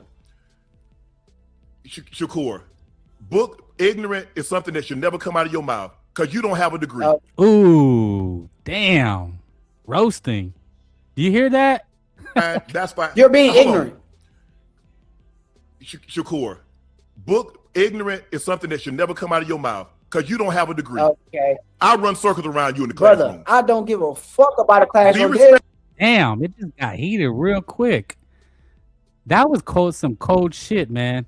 Shakur, ignorant is something that should never come out of your mouth because you don't have a degree. Okay. I run circles around you in the classroom. Brother, I don't give a fuck about a classroom. Be respectful. I've never called you ignorant. I've never called you ignorant. On the planet that has not finished high school or finished school that is smarter than the book smart motherfucker. They didn't call me ignorant. You did. Ignorant. Be respectful. You're being ignorant when it comes to the sport of boxing. That's what you're being ignorant. I'm not calling you ignorant. See, Shakur, man, he likes humility. He didn't have to use the ignorant, but and people say he won this debate. I don't think it was a debate. I thought it was a schooling. I thought Shannon Sharp was schooling them. But see, Shakur Stevenson. Go ahead. My bad. It's like with him, No. like he's obnoxious, man. I ain't never He's really an cared for this obnoxious guy. little prick. And he's disrespectful, man, because even he was over there arguing with his grandfather, like in one of those fights, man. Like, man, this Yeah, dude, he was, you huh? know, but man, Shakur, shut your mouth. Listen to what your granddad's telling you. He's the one that showed you the rope, showed you how to box from the start. And you want to sit there and argue with him and try to tell him, you know, what you gonna do. That dude is disrespectful, man. You know, I don't like it. I don't like how he cusses all the time. I don't like how he uses the N-word all the time. He's always looking like a freaking idiot, man. I don't like black fighters to use the N-word, man. You know what I'm saying? I don't like that. Yeah, I mean, look, you can use whatever word you want, but no, I'm just saying me personally, Yeah, I don't like it. No, I know, but I'm just saying disrespectful. It just makes him look worse. But let's continue. I'm calling you ignorant when it comes to the sport of boxing. Field and talk about ignorant. You are in boxing. You are in boxing. About boxing. You're ignorant about all I sports. don't care. I'm not trying to be the smartest nigga about all sports. You're trying to be smart You about shouldn't boxing. be. Well, see, that's the problem I don't have. Why is he trying to criticize Shannon Sharp for having an opinion about boxing? I mean, look, most of us don't know boxing, right? I mean, if I'm being honest. No. I mean, I know boxing. I mean, I'm pretty sure you got a decent knowledge in boxing. I know boxing like the back of my hand. I ain't trying to be. I'm a boxing freaking junkie, dude. Well, I mean, yeah, but there's no way to. There's no way to. No, I know, but there's no way to determine who knows more on the internet, like what we're doing. You understand what I'm saying? Like at the end of the day, all I could do is talk about it, but it's not like it means I know it. I mean, there's always things I don't know. I mean, there's things that we learn later. So I just don't like how Shakur attacks the casual fan. Yeah, I mean, you know, he should have had some grace on for Shannon. You know what I mean? Like at the end of the day, and plus, like I said, I think they had something going on anyway. Like both of them had an agenda when they both came because they both have already talked about each other before. Like Shakur. Oh, okay. Maybe that's Shakur had things to say about Shannon when he was going through that situation with that young girl. Oh, you got the receipt for that? No, I don't have the receipts, man. But you know, both of them had said things about each other previously. Okay. And Shannon, and Shannon said something about Shakur being boring like last year. You know, so he doesn't like that boring jacket. I mean, but bro, it is what it is, man. It's like I'm gonna put it like this, man. 2 weeks ago, Jerron Ennis set the bar very high because whether you like him or not, that was an entertaining fight. Facts. You can't deny that the guy got crazy skills, man. He's fast. He punches hard. He switch hit. He can pretty much, in my opinion, do a lot, pretty much anything he wants in that ring. It was the bar was set so high that the very next Saturday when they had all the other fights, a lot of people were calling those fights boring because of what they just seen. The Saturday before that.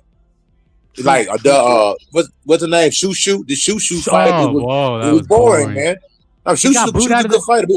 It's boring. He got booed out of the building. It was Brother Brothers too. It was his own people. It's a boring fight, man. Because like I say, the bar when somebody sets the bar high, Boots set the bar high. They're very, you know, it's kind of like I'm trying to remember. But Eddie, I know you're African American black, but that's one of the problems in boxing talk is that they think that it's just a black and white thing. If you don't like it, you boo Shushu, it's because you know you don't appreciate it. But it was actually African American fans that were booing him, right? I mean, they were booing it, and even if the Tiger Johnson fight, that fight just looked like a Devin Haney fight. Yeah, there's no difference. Yeah, there's no difference between, in my opinion, there's not much difference between Devin Haney and Tiger Johnson. Other than Devin Haney makes a whole lot more money than he does. Yeah, and probably a better fighter. But if you put those two guys in the ring, that'd be probably a jab fest. So let's he's calling Shannon Sharp ignorant, but you said there's history. Let's continue. About all I don't sports. care. I'm not trying to be the smartest nigga about all sports. You're trying to be smart You about shouldn't be. You're not the smartest boxer. I'm not the smartest boxer. I'm a way smarter boxer Well, he say you're not the smartest boxer. That's crazy. than You're your not. favorite fighter. You don't know who my favorite fighter is. I don't have to know. You don't. I tell you Don't what. be mad at me because you With can't all have. right, this is what I do. You got know. an F. That's it. You got an F F what? in boxing. See, now he's just kind of coming across as a dickhead. Now he's just being an asshole right now. You got an F, and Shannon Sharp, he's trying to cook him. I got In an boxing, F. yes, you got it.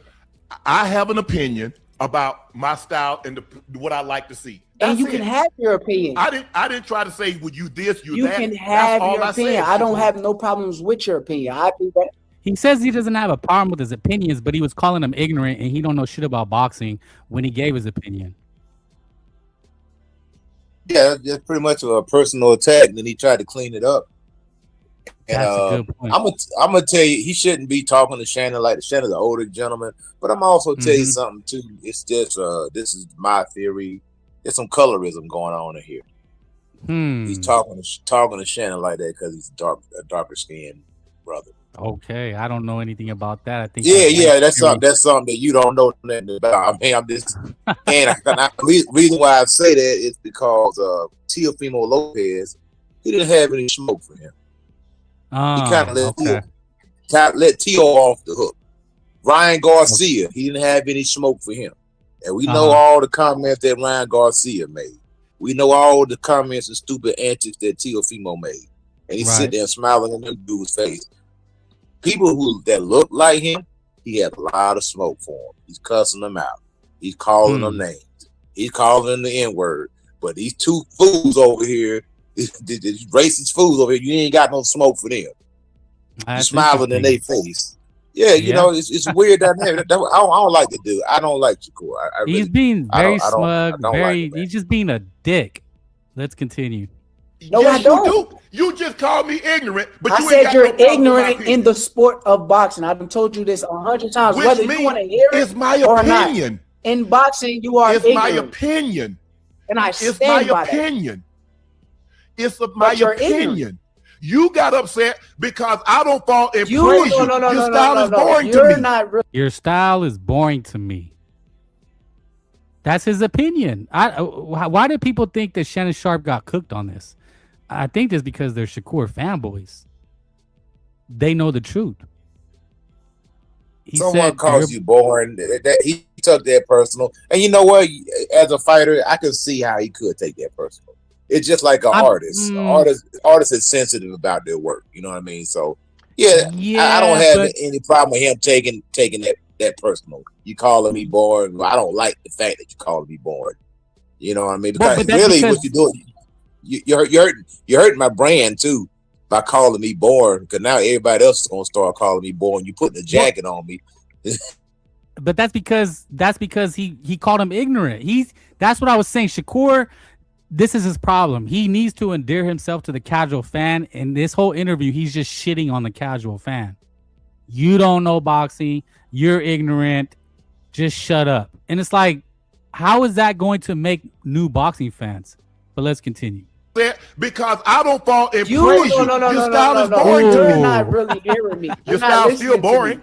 Damn, he said, because I don't sit and praise you. I love that.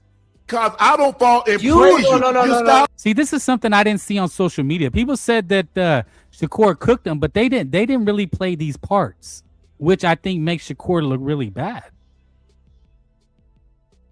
You're not really hearing me. Your style's still boring. You're being ignorant because I'm listening. You're thinking that I'm calling you ignorant as a person, and I'm not talking about you as a person of being ignorant. That's obvious, Shakur. I'm speaking far as your boxing knowledge and what you're talking about in the sport of boxing. You're ignorant. Listen. I'm not a soccer aficionado. I know I like Messi style. That's cool.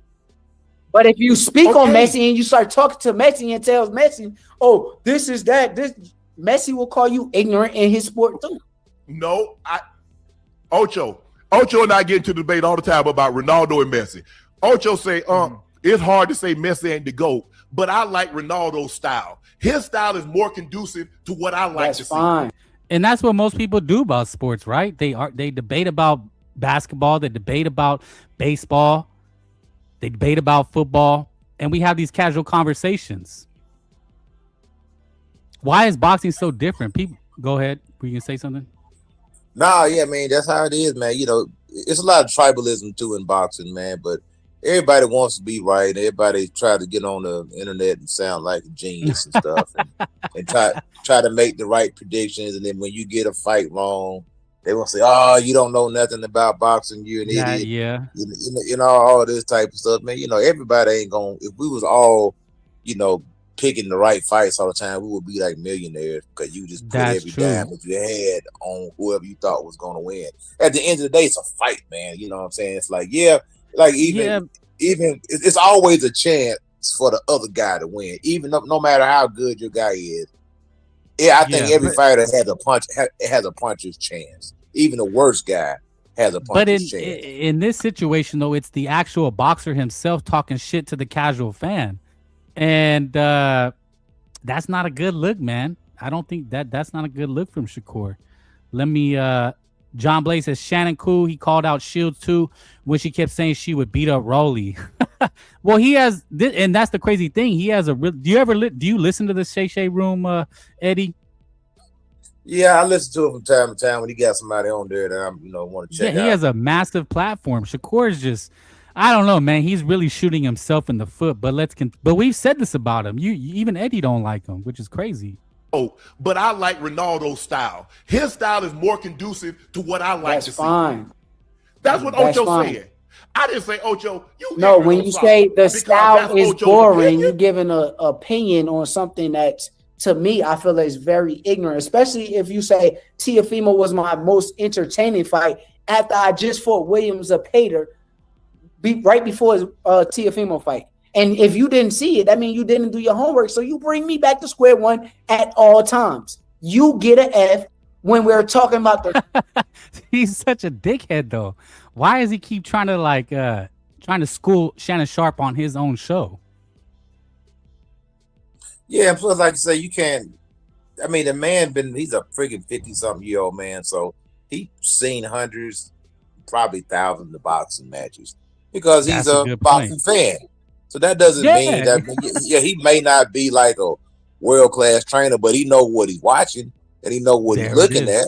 You know what I'm saying? He's seen Larry Holmes, he's seen Muhammad Ali, he's seen Sugar Ray Leonard, he's seen Roy Jones, he's seen Marvin Hagler, he's seen Roberto Duran, he's seen De La Hoya, he's seen all these guys. He's a You know what I think an analogy could be? It'd be like a young punk telling a grandpa he don't know about war because he don't know about missiles and things like that. But he actually, let's say grandpa fought in Vietnam with just, regular guns. And he's like, how are you telling me I don't know about war? I was actually in war. You're just watching TV and you see these hypersonic missiles and you think that's what it's about. I don't know if that's a good analogy, but because you're saying the older guy, he's seen it all. He knows what he's seen. And you have this young punk, this little prick trying to tell him he doesn't know. But absolutely, man. You've seen all. You've seen Mayweather. You've seen Mayweather. I mean, he lived through everybody. Either you like Mayweather or you don't like him. You tuned in to watch him. Either you want to see him get knocked out or you want to see him win. But you didn't miss the doggone fight. Same thing with Pacquiao. When Pacquiao fought, you tuned in. You watched. Facts. The casuals came, and that's what Shakur needs. So let's continue. Okay, I'll take the F, but I'm not allowed to have an opinion. No, you can have an opinion. Everybody can do their homework, but if they get an F, they get an F. So why are you so upset I'm about not my upset opinion? about your opinion. I done told you this. You are. I'm debating with you. Don't get mad that I'm debating with you. Remember, didn't he say though it's not a debate? See, Shakur steps on himself because he was saying that you wouldn't debate if you don't know. And now he's saying it is a debate. But he's saying, how can you grade the F if it's just an opinion?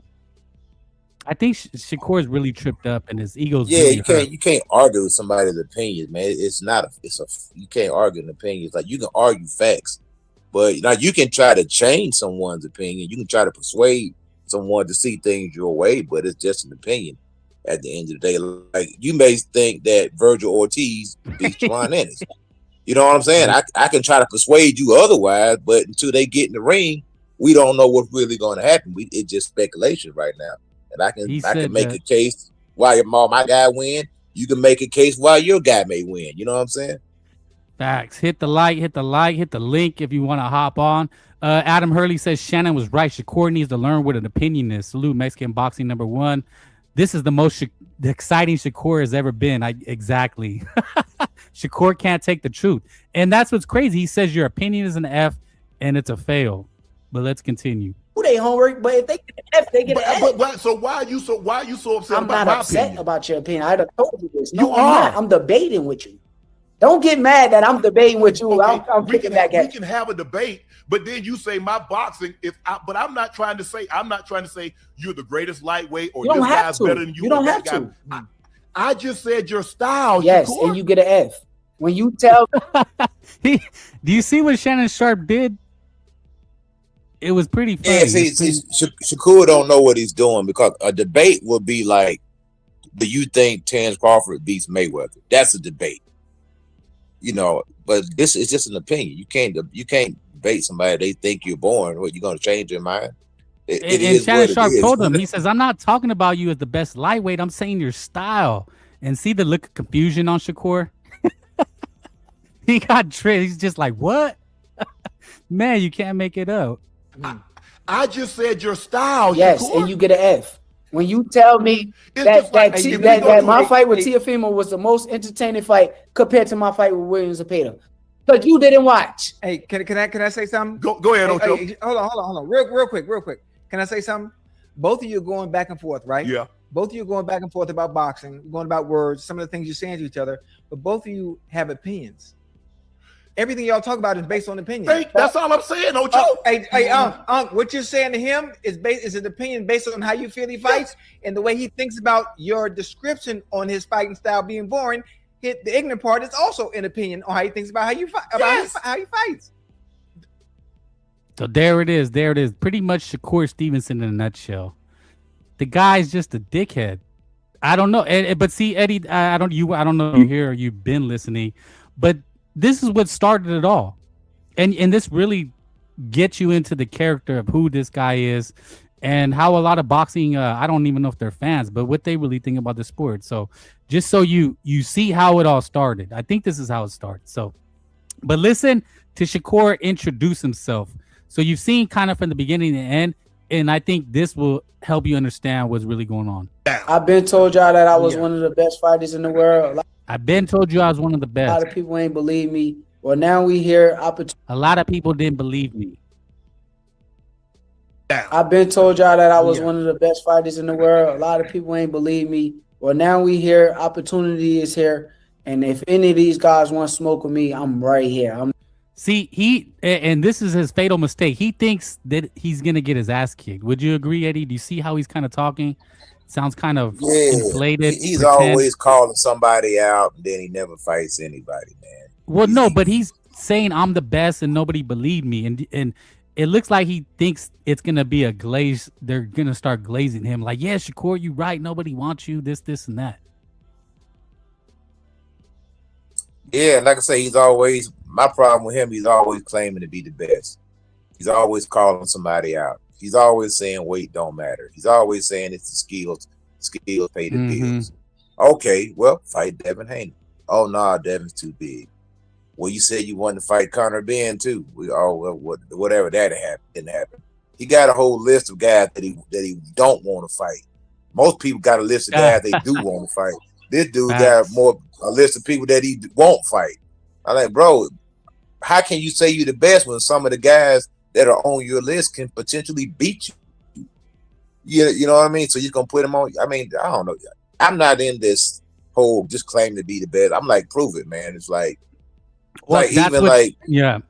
Go ahead. Go ahead. No, that's what you got to prove it, man. Like,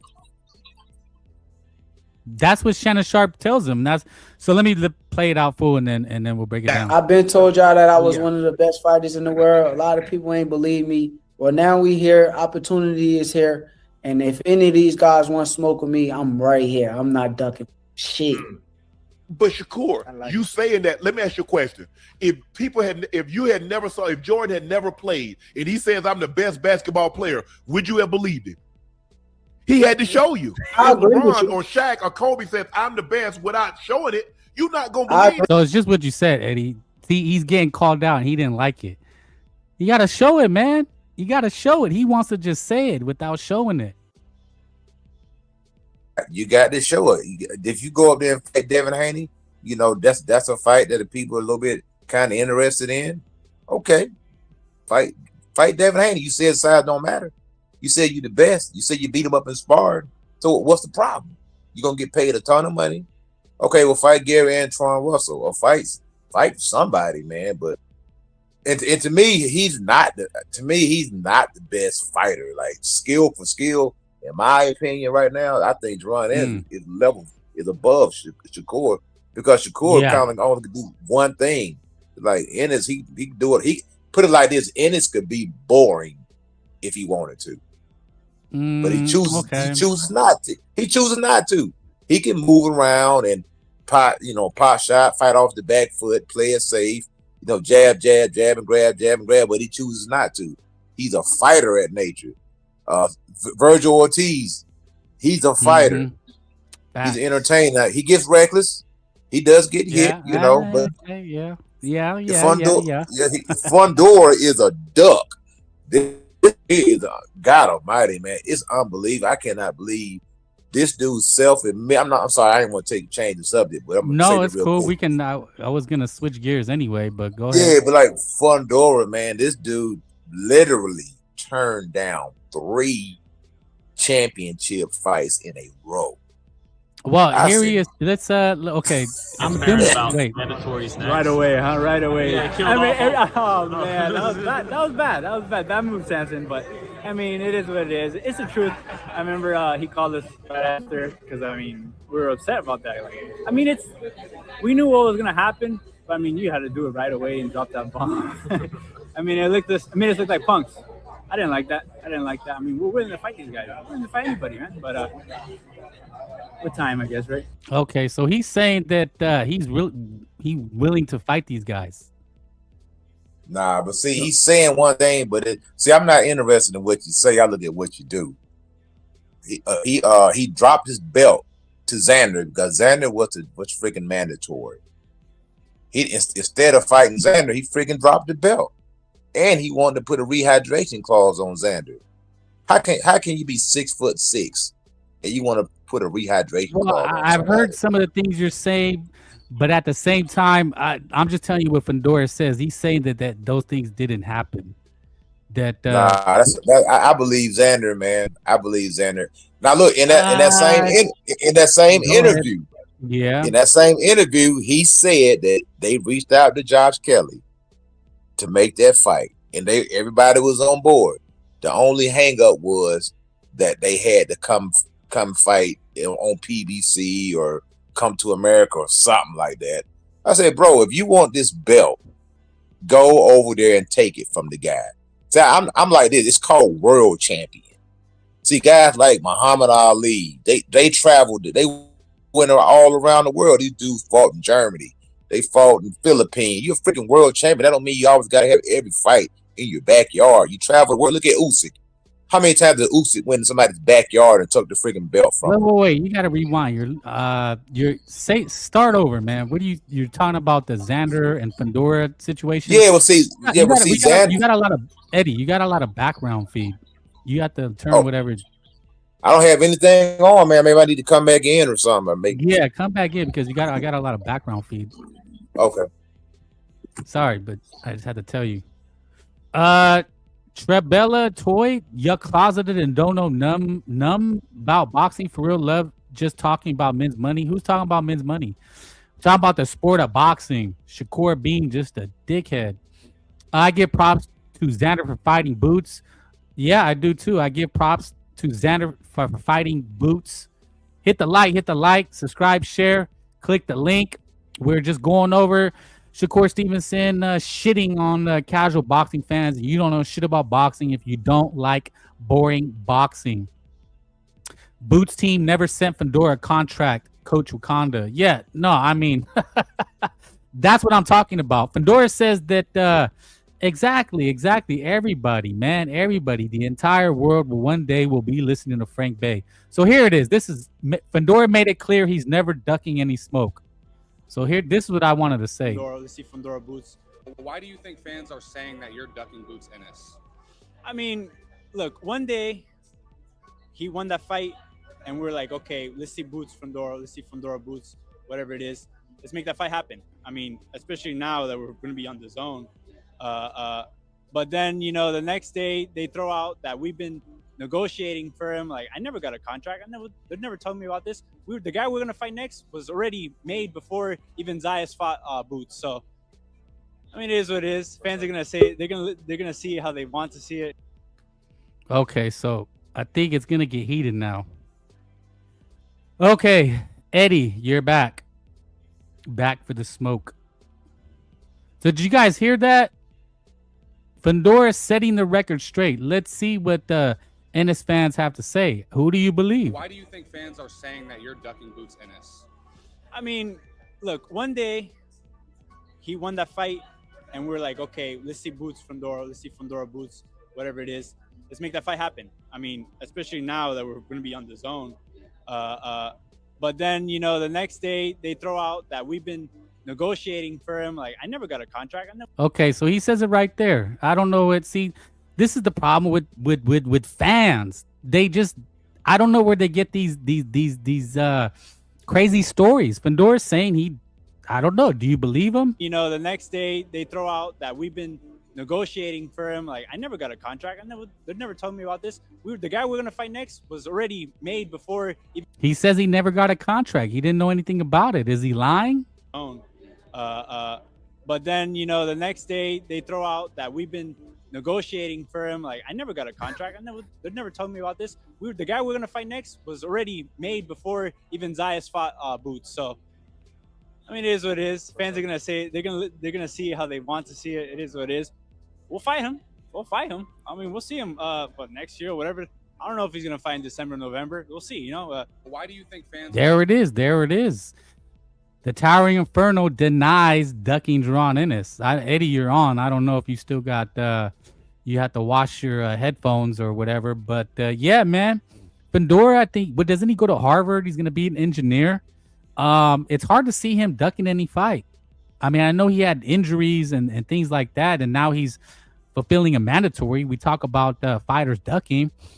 We talk about fighters ducking their mandatory. I think people were saying that Rolly Romero was ducking Giasov, who just lost, by the way. And they say you're ducking your mandatory. Fandora, a Harvard scholar. Exactly. The guy doesn't seem like a scumbag. He doesn't seem like a liar. He seems like a straight shooter. So again, let's play the tape. We always want receipts. We always want tape. People talk about facts. Oh, backstage. I got you on. You're added on, Eddie. You're in. Oh, shit. My bad. Maybe I didn't click on you. Sorry. Hop back in. I apologize. I was playing the tape. Let's see it again. See, people believe what they want to believe. That is the thing with boxing and just life in general. So, Eddie, I need you to watch and listen to this. And I heard it. No, wait. Mute. You still got a lot of feedback, Eddie. I'm sorry, man. I don't know what to tell you, man. I don't know how I got feedback. I'm in the freaking silent room. Maybe it's a bad connection or something. Yeah. Are you on like some kind of headphones? Nah. I'm not on headphones. Shit. My bad, man. I'll just fall back and listen then. I don't want to disrupt the show. No, it's not as bad. No, I think it's okay. Just mute, and then I want you to answer. Why do you think fans are saying that you're ducking Boots Ennis? I mean, look, one day he won that fight, and we're like, okay, let's see Boots Fandora, let's see Fandora Boots, whatever it is. Let's make that fight happen. I mean, especially now that we're going to be on the zone. But then, you know, the next day they throw out that we've been negotiating for him. Like, I never got a contract. They never told me about this. The guy we're gonna fight next was already made before even Zayas fought Boots. So, I mean, it is what it is. Fans are gonna say they're gonna see how they want to see it. It is what it is. We'll fight him. I mean, we'll see him but next year or whatever. I don't know if he's gonna fight in December, November. We'll see. You know, Boom, bam, bing. There it is. So go ahead, Eddie. Now, first of all, I want to say that he dropped his belt. That's a fact. WBO belt, he had it, and he dropped that belt. That is a fact. He gave that belt up to Xander Zayas. Xander Zayas was the mandatory. He wanted to put a rehydration clause on Xander Zayas. Those aren't my words. Those are Xander Zayas' words. That's what he said. Okay. So I don't know if it's true or not. That's what he said. Okay. So he dropped the belt. Can we agree that he dropped the belt? I believe he did, yes. Okay, so I'm gonna call that a duck because you dropped your belt. Secondly, in that same interview, he said that Sampson told him that we were going to fight Boots, but we're going in another direction. If you rewind the tape, you'll listen to it. This dude is talking out both sides of his head. Secondly, you don't send a contract first. You get you get an agreement first. You got to have terms before you make an actual contract. That's how fights are. We got to agree to terms. Once we agree to the terms, then we send the contract. So he's lying again. You got to agree to terms. Liar? You got to agree. You got to agree to terms first. Of course, they're not going to send you a contract. You get a term sheet first. If me and you are gonna fight, Frank, we're gonna agree to terms. We're gonna agree on the venue. I'm gonna send you my terms. You're gonna send me your terms. We're gonna look at the terms. I don't like this. I don't like that. We're gonna redline it. We're gonna send it back to each other. Once we agree to terms, then that's when the contract is drafted. It doesn't go first. You don't draft the contract first and then create the terms. It's terms first. You can just make your point. Okay, make your point. You made your point. You're kind of rambling, so just make the point, Eddie. Please be concise. I did. I just told you what it was. He's lying. He's lying. Okay, what you said, but in your rambling, you said that he's lying about what? What exactly is he lying about? He's saying that they were in talks. Eddie Hearns was talking to Sampson. Okay, he did talk to Sampson. Okay. So I think listening is a skill. So let's play what he said and let's go back to what Eddie is saying. Why do you believe what he's saying? I'm not. I'm just saying let's hear what I heard what he's saying. The dude is lying, bro. Your mic is really loud. Is this mic loud, chat? Can somebody confirm if Eddie is really loud? Okay, that better. I turned it down. That better? Okay. No, you're still really loud. I don't know. It doesn't matter. It's cool. It's just I think because you're speaking high. Okay. Eddie is saying that they were negotiating and no, he's saying they weren't negotiating because they were just talking. Is that what you're saying? That's what I'm saying. I'm saying Eddie Hearns and Sampson. Sampson, I believe, is Sebastian's manager. Yes, Sampson. That's true. Eddie Hearns was talking to Sampson about making the fight with Jerron Boots Ennis. Sampson said we're going to go in another direction. Now, we all know that unification matches trump mandatory matches. If you want that fight, hold on, hear me out. Just hear me out and I'll be done. If that fighter wants that fight, all he has to do is pay his mandatory step aside money. And that fight can happen. Okay. It's also it being the WBC. WBC make the rules up as they go. Okay. And they will allow a unification match if Sebastian demanded that fight. And see, here's the thing, Eddie. When you call someone a liar, you have to be very specific about what they're lying about, because you can't just call somebody a liar and then be like, oh, they're lying about everything. You got to be very concise and be specific about what he's lying about.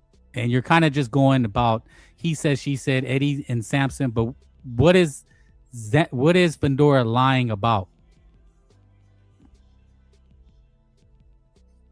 The dude is lying about them sending a contract. Of course, they didn't send a contract. Okay.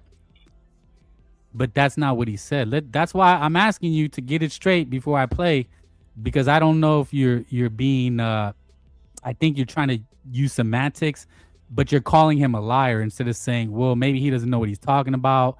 Maybe he's confused. You're calling him a liar, which is a very is an accusation. Frank, listen. In the same interview, he said himself out of his own mouth In this one that I'm playing right now?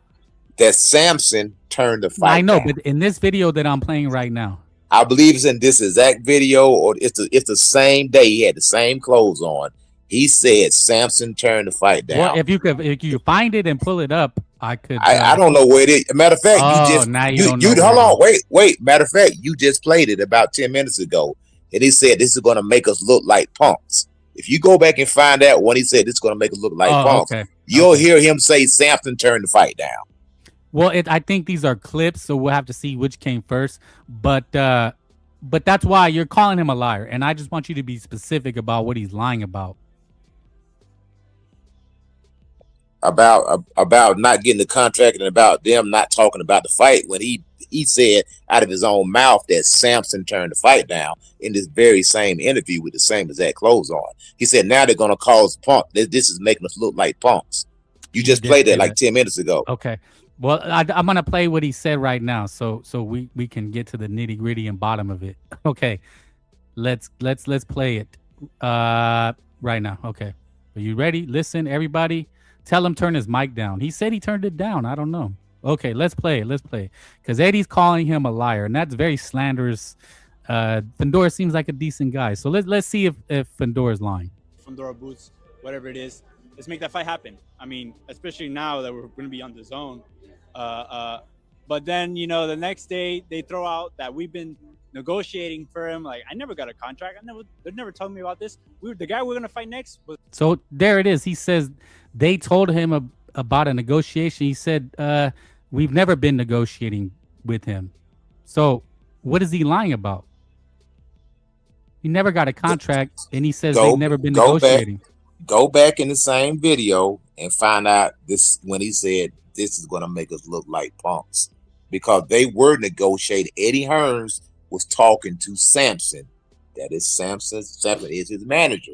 They were in talks about making a unification match. So maybe they didn't tell Sebastian Fundora, but they were talking to Samson. Okay. Samson is the one who turned the fight down, because Samson didn't want that fight for Fundora. Okay, so Fundora is not a liar and he's not a duck.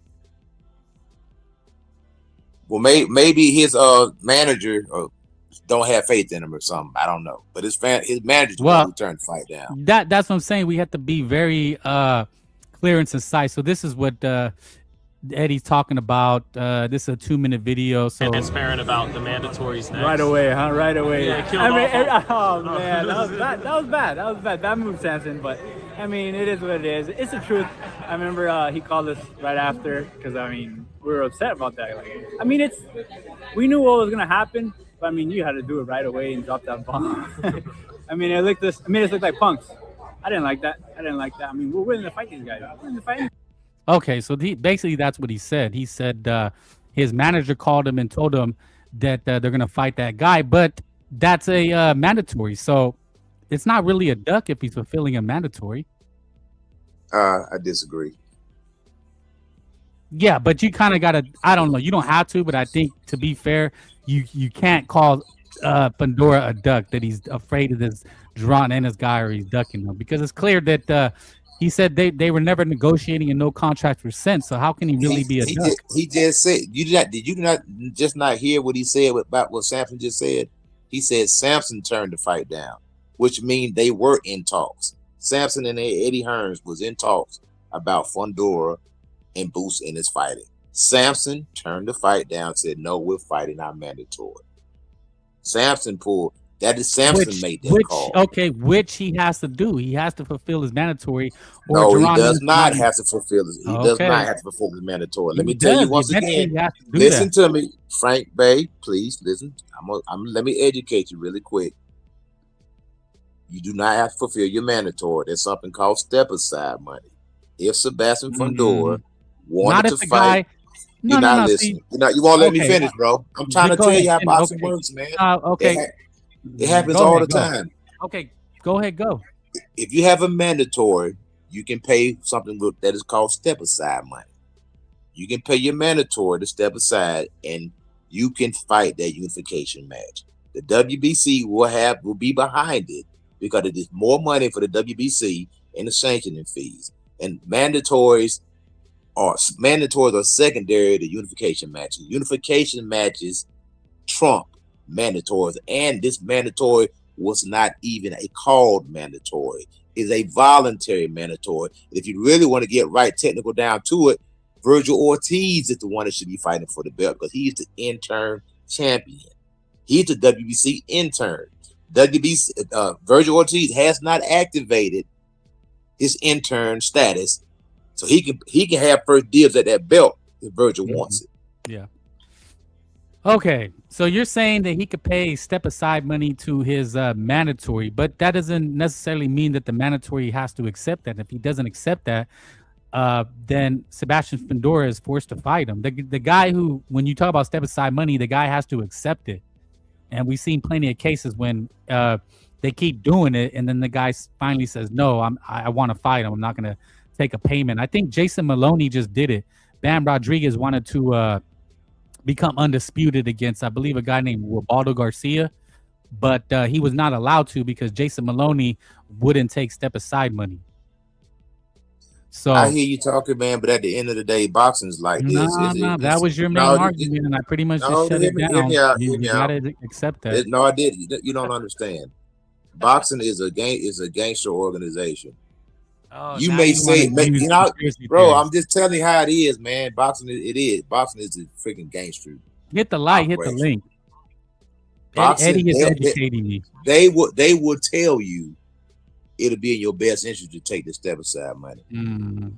Okay, well, that's a make-believe scenario. Well, I mean, look, I'm not. Man, it is not a make, bro. I've been watching. Man, I've been involved in boxing my whole entire life, man. When I just they will make you an offer. They'll make you an offer you can't refuse, brother. What you talking about, man? Okay, I'm being dead serious, man. We're not talking about a gangster novel or movie. We're talking about.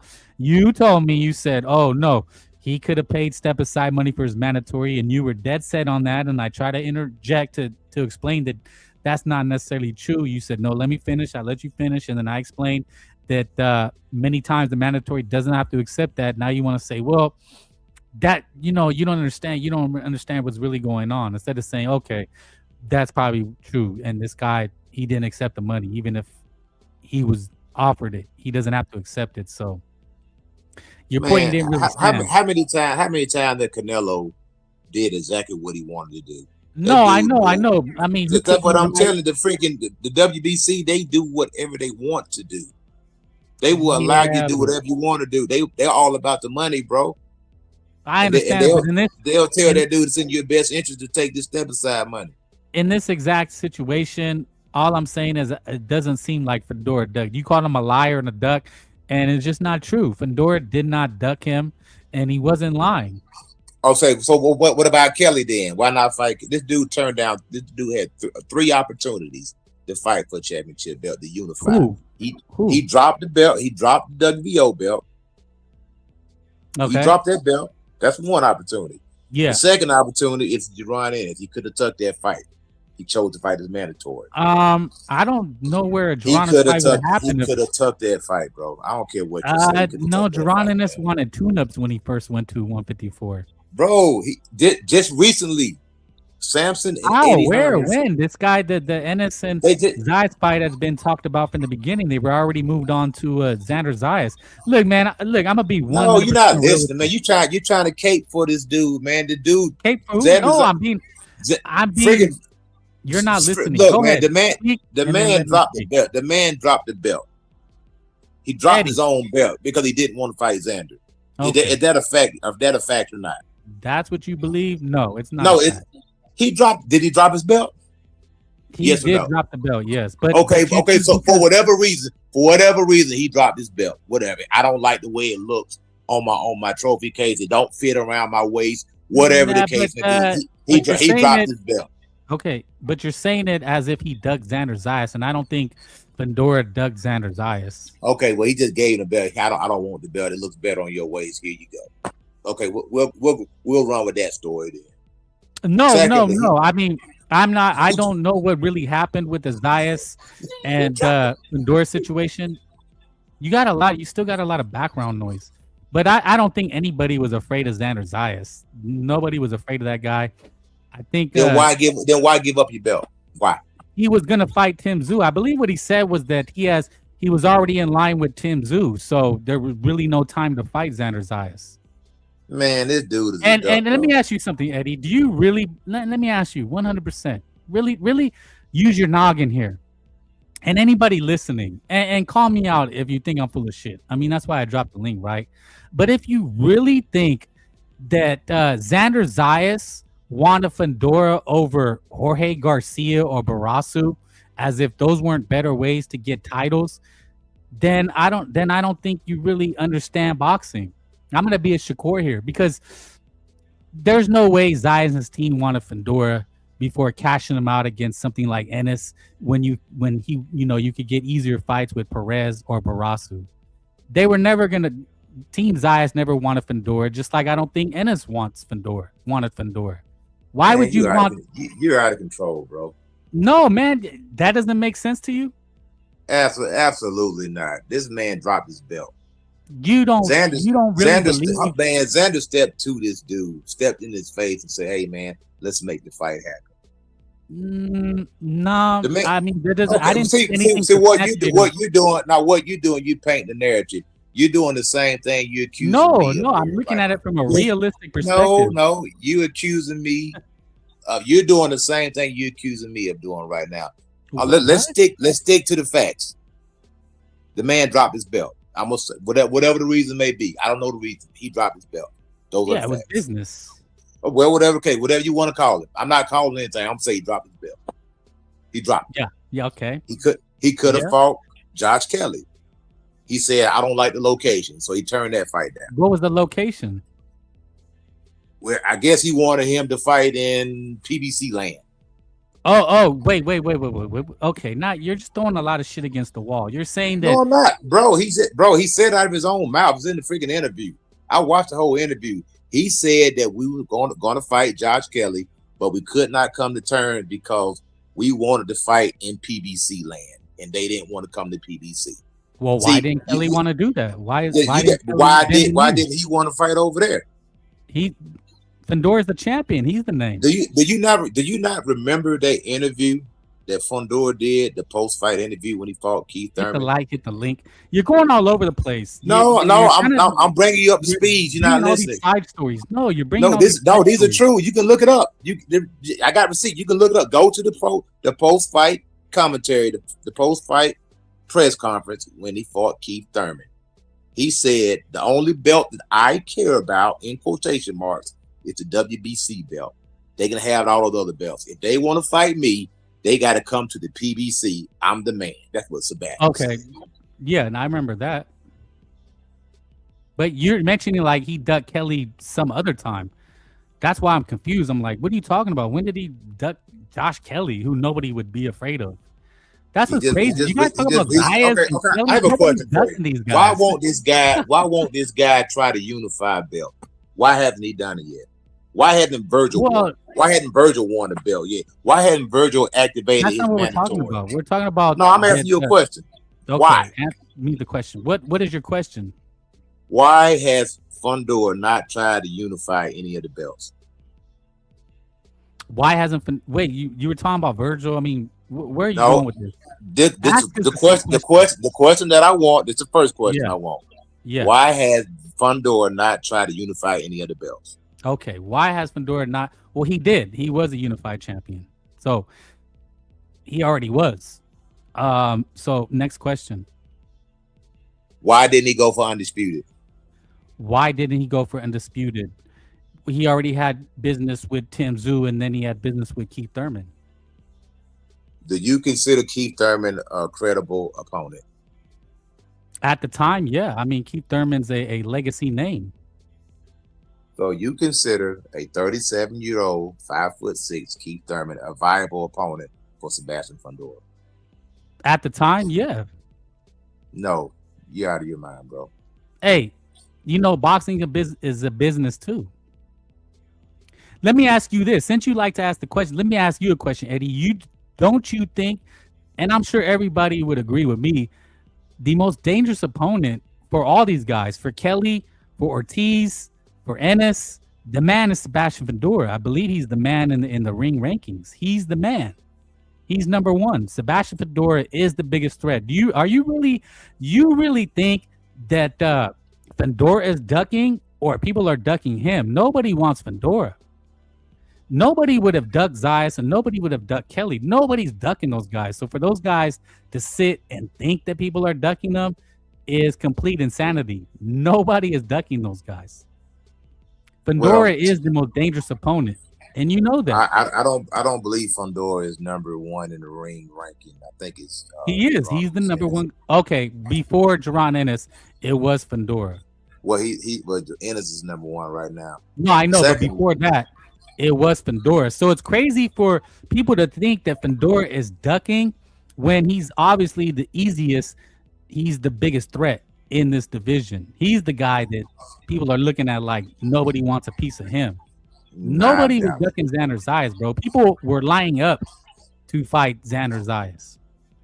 Xander Zayas was lining up to fight Sebastian Fedora. He wanted. Let me tell you something about Eddie, Sebastian Fedora. See, that's bro, the thing. Hold on, bro. Listen, man. This dude's already been knocked out. This dude's been dropped. This dude already got a freaking gift draw decision. This dude right here. What was the gift draw decision? He fought a dude. I got to pull it up. He fought a dude early in his career. It was a tall Jamonte Clark. How long ago was that? How long ago was it that he was knocked out? I'm just saying. It's on your record, bro. Yeah, but you're bringing up things that it's on your record. Bernard Hopkins lost his first two fights. Manny Pacquiao got knocked out in his couple first fights. Where people saying, "Oh, you got knocked out." Yeah, 15 years ago. Like, no, come on. But you know what? But if Jaron Ennis got knocked out, it would matter. So if Sebastian got knocked out, it matters. We're talking about 6, 7. How many years ago? 5 years ago. Mendoza knocked that dude out 2 or 3 years ago. Yeah, I mean, okay, but but hold on. See, that's the problem. That's the problem with you, man. When it's your favorite fighter, it doesn't matter. When it's a fighter you don't like, it does matter. Fighter. So if Jaron Ennis got knocked out, you would bring that up. You say, well, Jaron Ennis already got knocked out. You would bring that up.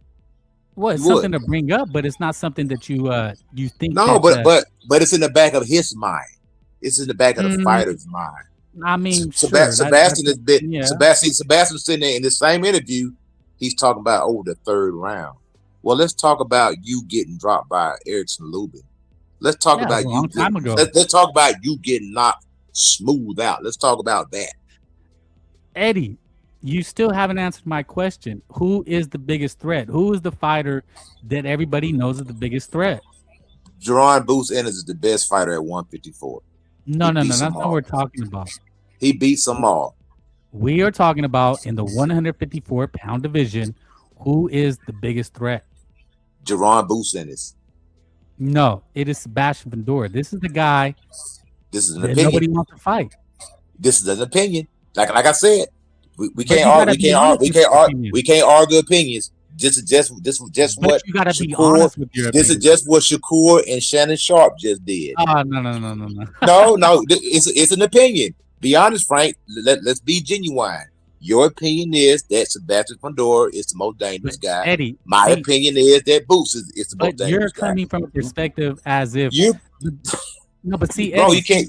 It's an opinion.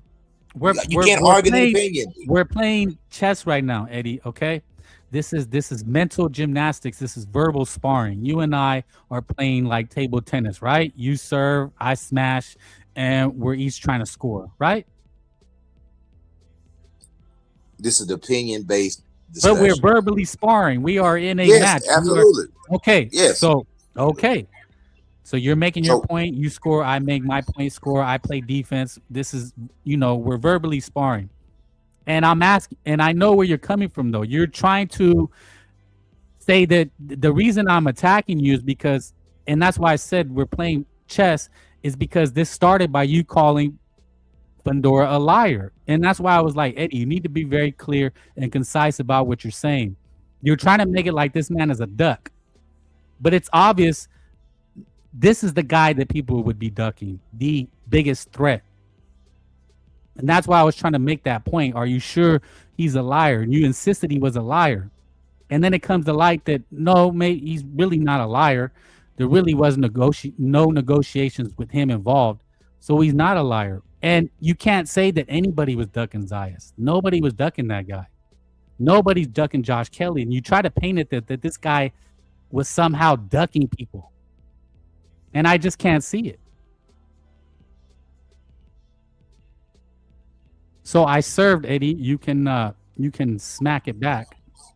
So what are we talking about? The ducking? Are we talking about me calling him liar? Now what you're are we talking playing about? now you're No, playing I'm asking because you keep telling me to be concise. So where are we going with this? Are we discussing that why I feel that Deron Boots Ennis is the best fighter at 154? No. It was why you were insistent that Fedor was lying and that he's a duck. Well, the reason why I was insisting because I was listening to his own words. He was contradicting himself, and that's why I asked you. That's why I'm hammering the point that isn't he the biggest threat? I don't believe he is. No, I don't. Okay, next, but that's what I'm saying because your man is Deron Ennis, and you need to be honest about your opinion. Put your man. You're protecting your man. You want to protect him. You want him to shine. Who's his biggest threat? Oh, you talking about who's Giroux? Oh, I see what you're saying. You're saying who's Boots Ennis' biggest threat? Bingo, Eddie.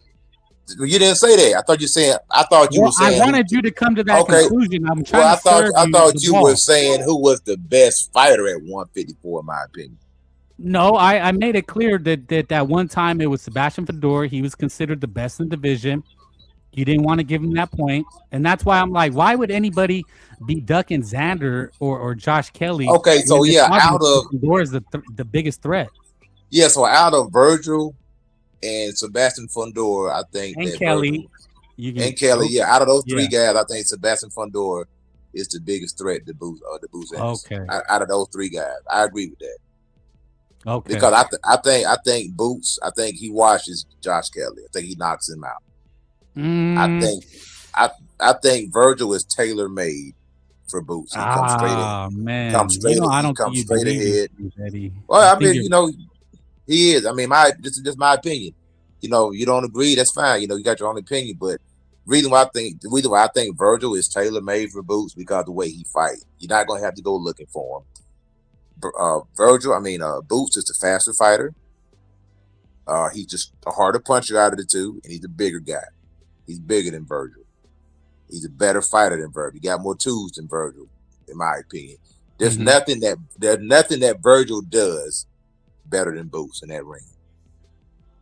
Really, nothing? There's nothing that you don't think. See, but when you say that, it's like Virgil presents no problem. See, that's the problem. No, I'm not saying no problem. I'm just saying Virgil is good, but Boots is above him. But that's how you convince people. You don't start off by glazing the guy and he's invincible. You start by saying, you know what, Virgil presents a lot of problems.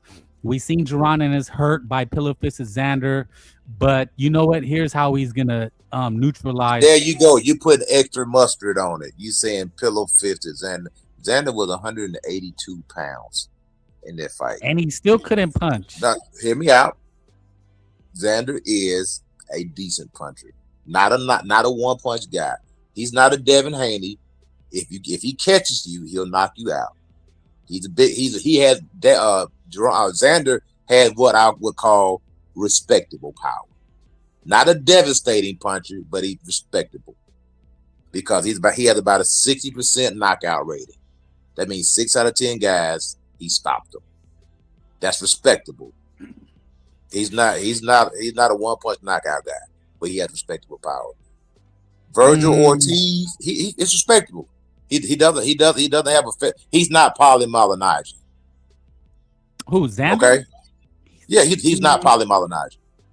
He's not Paulie Malignaggi. He's damn near close enough. Man, you got to stop the cap, bro. You can't get mad. You just saying that because Boots beat him, bro. No. You're trying to discredit him because Boots beat him. The facts are the man had the 60% knockout rating. Those are the facts. Xander? No, he didn't. He had 13 knockouts in 20-something fights. Are you not good at math, sir? I said about a 60% knockout rating. If you do the math, I think it equates to about 56 to 57% knockout rating. That is but he only had 13 knockouts in 20-something fights. I know what you're saying, But no, I'm listening. But it's respectable powers. It's not a pillow fist fighter. He's not Paulie Malignaggi where he's got 30 fights and got 4 knockouts. That means over half the guys that he fought, he stopped. Okay, you're not letting me finish what I'm saying. See, he's skewing the numbers. It's called cooking the books, okay? Because yes, okay, he has 60%, and that sounds good. But the problem is that as you go up in class, he wasn't getting those knockouts, meaning he was knocking out tomato cans. It's the Edgar Berlanga problem, right? Yeah, you're knocking out cans, but once you step up in class, then we really see what kind of power you have because you're facing better fighters, right? So real knockout punchers like a Virgil Ortiz who have 90% means even as they step up in class, they still are knocking people out. He didn't knock out Magnum. He didn't knock Magnum off again, and that proves the point about class. As you step up in class, then you discover if you really have punching power. But the number, the 60% is skewed because he was knocking out the first, your first 10 fights. You get 10, 7, 8 knockouts out of that, right? That's a layup. You get 90 right off the back in boxing. So we really got to analyze it from, break down the numbers and see what they really mean. But look, and that's even worse. Virgil Ortiz resume is not stellar. Yeah, okay, and he's still the biggest threat. I mean, I just don't. I think. No, which one is it? Is it Sebastian or is it Virgil? Which one is the biggest threat? Because you said it was Sebastian, so which one is it? No, I asked you who's the biggest threat. No, you just said that Virgil was the biggest threat. So which one is it? Yeah, I think Virgil beats Jaron Ennis. No, I said no. You said the biggest threat to Jaron Ennis. Who's the biggest threat? Is it Sebastian or is it Virgil? Which one? Who's the biggest threat? Okay, let me fucking answer, dude. What happened to Ramos? He's at 160. Hit the like, man. Hit the like. Hit the link. Eddie is educating me here. The biggest threat. Okay, well, I don't think Virgil Ortiz is a threat because I think he beats him. But I think the biggest threat is Sebastian Fundora just due to his size and skill. Okay, so you give Jaron Ennis a better chance of beating Sebastian than Virgil. No, I give him a better chance beating Virgil Ortiz. Stop right there. Wait a minute. Wait a minute. You're confusing me. So you said that Virgil beats Boots. Hold on. Let me address Adam Hurley. I don't know why you say that. That's not true. It's just not true. I find that slanderous. But go ahead, Eddie. So you just said that you think Virgil beats Boots. Is that correct? Yes. My money is on Virgil Ortiz to knock out Jaron Ennis. Okay, no problem with that. Now you also said that Sebastian is the biggest threat. He's obviously the biggest threat. Yeah. Okay, so out of those two, who would you give? Who does Jaron have the best chance of beating out of those two? He has the best chance of beating Virgil Ortiz. But you just said Virgil Ortiz beats Boots. See, Eddie, that's why it's called nuance. You can have. I know it's confusing. So wait. So you're saying. So you're saying that both guys beat Boots. And they could both be beat. See, you're making it say I'm not a fanboy. No, I'm asking the question because. Yeah. Okay. So you're saying both get knocked out by both. Okay. Now that cleared it up because both guys can beat Boots in your opinion. Yeah. But then you said Boots has the better chance of beating Virgil than Sebastian. That's true. Yeah. Okay. Now, in my opinion, I believe that Boots beats both guys. So the same thing. I believe that Boots beats both of them. Yeah, just simply for the fact that Virgil will be right there banging it out, and Sebastian, if he's smart, it would be harder for Jaron Ennis to beat Sebastian because Sebastian can use his length and reach. See, you asked me that question. Why would you think that Virgil Ortiz would be the easier fight? Because he's going to be right in range and banging it out right inside. Do you see what I'm saying now? Hopefully that clarifies it for you. Yeah, and that's why I believe that Virgil Ortiz is tailor-made because, in my opinion, Boots is faster than Virgil. He punches harder than Virgil. He can switch hit. He has a better punch selection. He has better feet. He has better defense. In my opinion, I believe that Boots Ennis checks every box better than Virgil Ortiz. In my opinion. I mean, look, you're a major Jaron Ennis fan, and I mean, look, I can understand it. But one thing that you haven't done, though, I said you don't feel Virgil Ortiz is a threat. See, that's one thing you haven't acknowledged. Okay, let me ask you a question then. Who's the faster? Stop asking me the question. Who's the faster fighter out of the two? Who had the better hand speed? Then Jaron Ennis and Virgil Ortiz. Out of Jaron and Virgil, let's go down the box. I'm gonna make you blow a head gasket because I'm gonna say Virgil Ortiz. Okay, no problem. So you got Virgil with faster hands than Boots. I have him in the actual fight. Yes, Virgil Ortiz will be quicker to the punch than Jaron Ennis. And people are going to be like, what? Oh, my God. They're going to blow a fucking head gasket, but they'll never ask why. Who has the power advantage? Who's the harder puncher?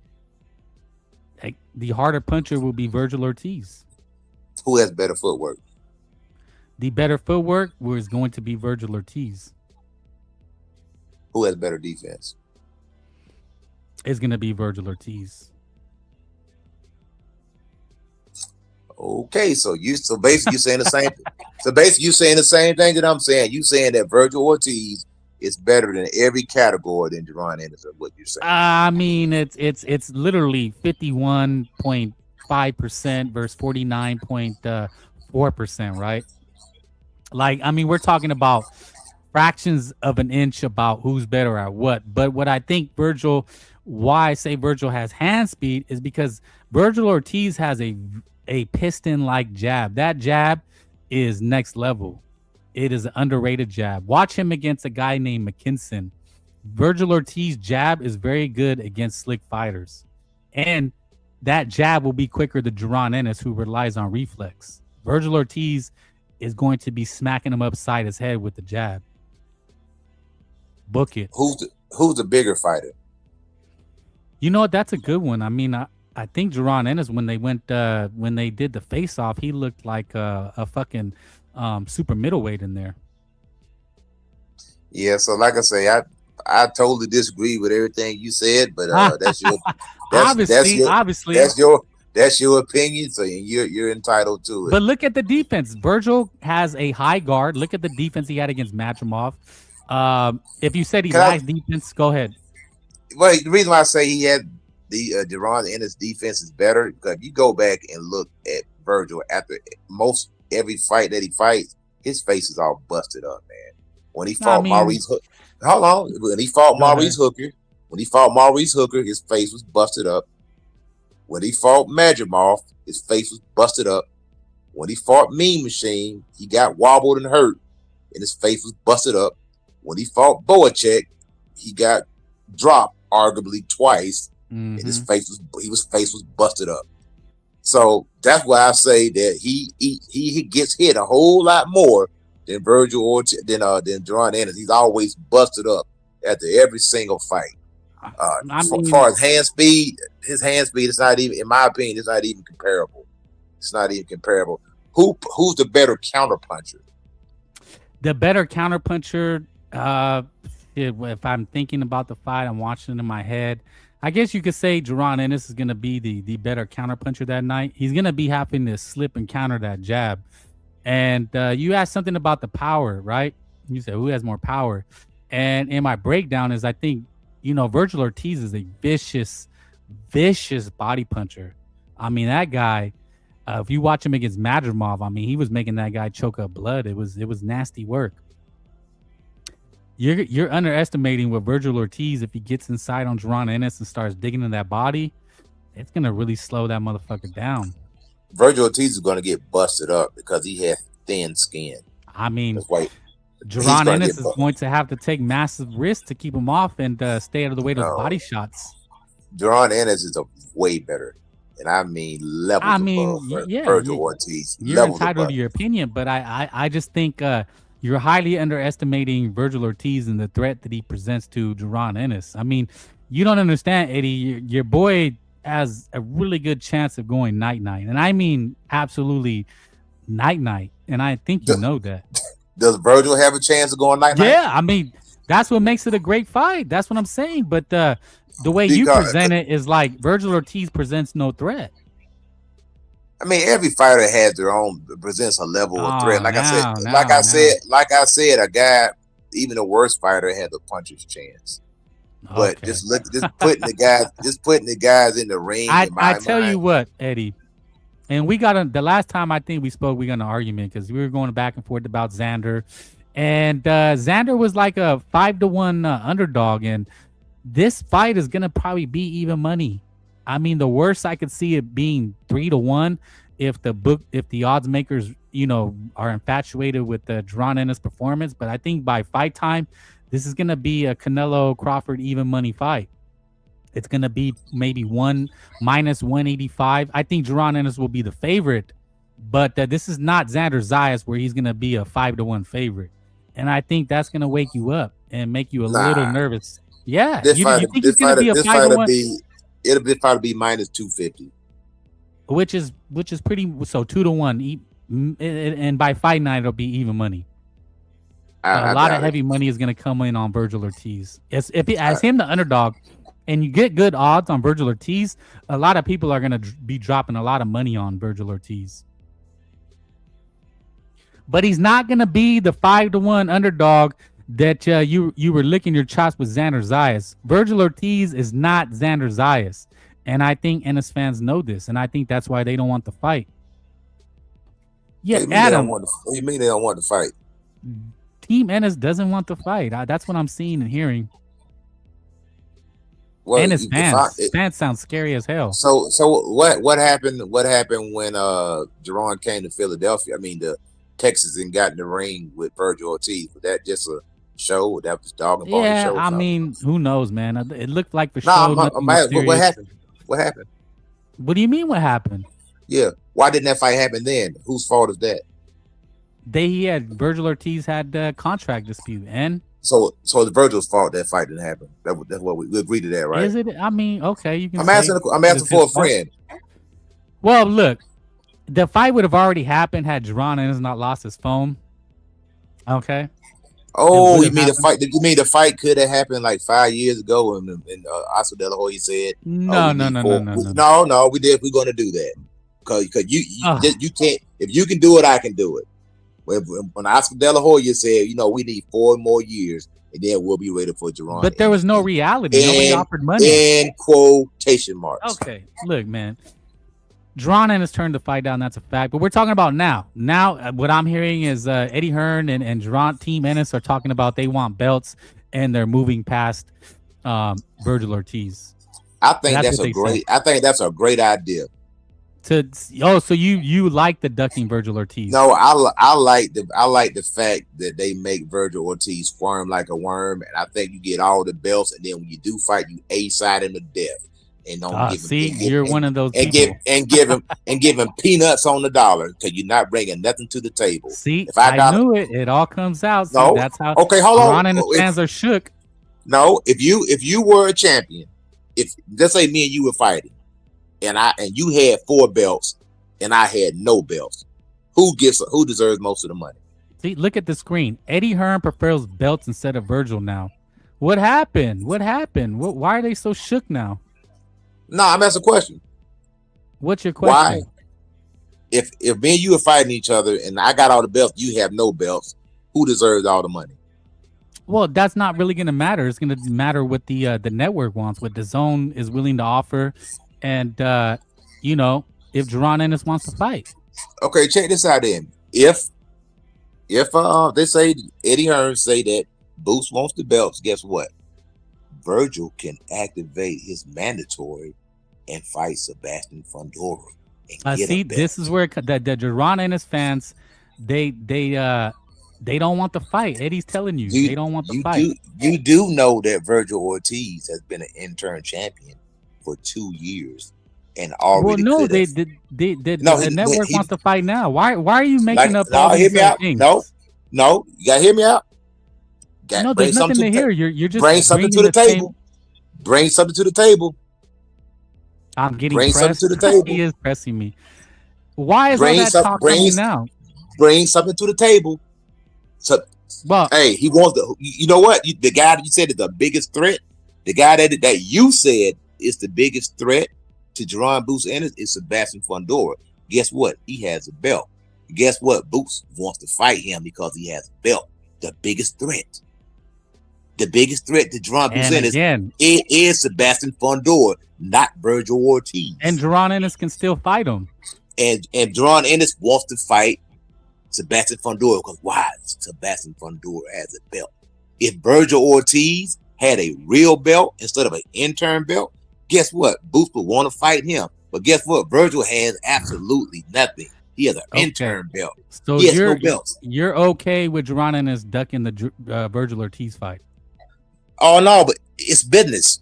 Remember? That's what you told me. No, that's what you told me. I'm using your own words against you. When did I say this? About what? You said when Sebastian did it, it was business. That's what you said. Not your words. Your words, not mine. No, for what fight? For a Xander fight. For the WBO belt. When he dropped his belt, you said Sebastian dropped his belt because it was about business. So when it's your favorite, when it's your favorite fighter, it's about business. That's not what I said. Don't like it's a duck.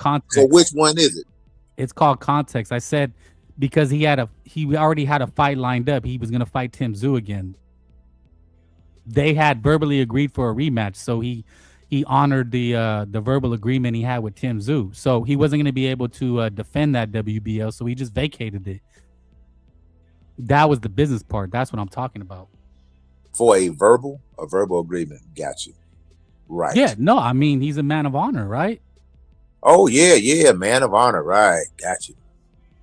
But you're making it seem like the reason I pushed back is because you made it seem like he ducked Xander Zayas, and nobody was ducking Xander Zayas. Like, nobody was ducking that guy. In fact, that was food. Everybody knew it. Well, I'm saying like this, Virgil, go get yourself a belt and get in line. See, now you're talking about that. It's the boost. In you the were show. waiting to say it. See, I knew they were shit. No, I like being in this position because I'm gonna tell you why. That punk, De La Hoya said the same thing. He said, Boots Ennis, you bring nothing to the table. Virgil Ortiz is a star. He can sell out. You gotta do what we tell you to do. That's what De La Hoya said. Well, that was so true. He was doing all that A-side talk to Boots Ennis, trying to dictate terms. Guess what? Who's the A-side now in that fight? Boots but it was true. What he said was true. Okay, and now it's true that Boots is the A-side in that fight right now. No, it's not true. Jerron Ennis yes, is not, he is. He's when it comes to Virgil Ortiz and Boots, he's the A-side. Yes, he is. He's the A-side. I mean, yeah, I guess by maybe like a percentage, but not enough to turn down the fight. He's the A-side. Virgil has bringing nothing. Virgil brings nothing to the table. Nothing. He's the he brings nothing. Boots is the A-side. Boots is the A-side. But you're saying he brings nothing. Are you sure about that? Does he have any belts? That's not what matters right now. Virgil has never been a champion. Has he ever been a champion? That doesn't matter right now. So now the belts don't matter. I got you. Right. Okay. Well, in certain instances, they don't. Your man has never been a champion. He's never fought for a world title. He's pulled out of multiple fights. He fights with his own promoter. He's been an intern champion. He's been an intern champion for 2 years. He could have already fought Sebastian Fundora. He could have activated his mandatory and fought Sebastian Fundora, but he didn't want to fight Sebastian Fundora because those two dudes can't sell. You put those two dudes in the ring together, it's not going to make big money. That's why they didn't activate that mandatory, because of the business of boxing. Why hasn't Virgil challenged Sebastian Fundora? He wants to be. Doesn't he want to be a champion? Eddie, everything you're saying is duck talk. No, why hasn't? I'm asking you a question. Why hasn't Virgil challenged Sebastian Fundora? Why? Sebastian Fundora's been tied up. Why hasn't Virgil Ortiz activated his mandatory? He's the intern champion. He could be fighting Sebastian Fundora next. He could be. Virgil Ortiz could be. Virgil Ortiz could be fighting for the full WBC championship. Yes, he can. He's the intern right now. Go look at the freaking WBC ranking system. You'll see Virgil Ortiz right underneath Sebastian Fundora. Virgil Ortiz can activate his internship and he can challenge Sebastian Fundora for the full WBC championship. Now, Eddie, ask you're yourself, saying everything but why hasn't he? No, why hasn't he done it? Oh my gosh. Why hasn't Virgil become a champion yet? It's 9 o'clock, Eddie. Y'all let you. Why? I'm gonna wrap it up, man. It's 9 o'clock. I gotta run. We've been. Oh, you in California? Been here for 2.5 hours. All right, man. Yeah, I was just trying to find. It's good. I cooked you, man. So it was I was fun just letting you talk. I was trying to find what I was. You got cooked, bro. No, I was just letting you talk because I was trying to find something on here. Oh, here it is. I actually found it. So let's listen to this, Eddie. I'll be here a couple more minutes, and you just listening is a skill. Let's roll the tape.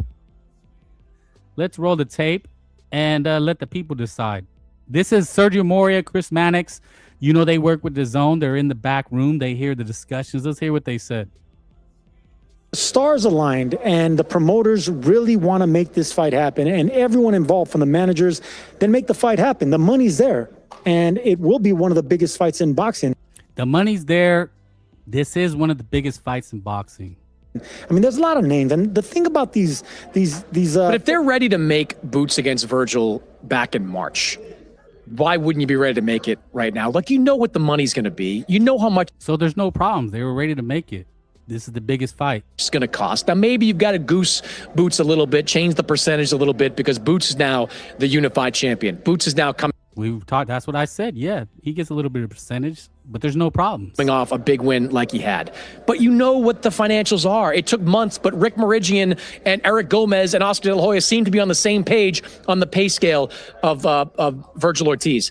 I don't want to see something weird happen. Well, normally it's the money that holds things up. Second, it's the location. I don't think that's going to be a problem. Vegas. That's a West Coast fight. Vegas. I know, I agree with you. Yeah. It's a West Coast fight. Las Vegas, 100%. You'll get the money and you get the attention. You get the hardcore rabid fans. So what's the problem now? The money's taken care of. The location's taken care of. We have enough time. I agree with you. Make the fight happen. Let's go.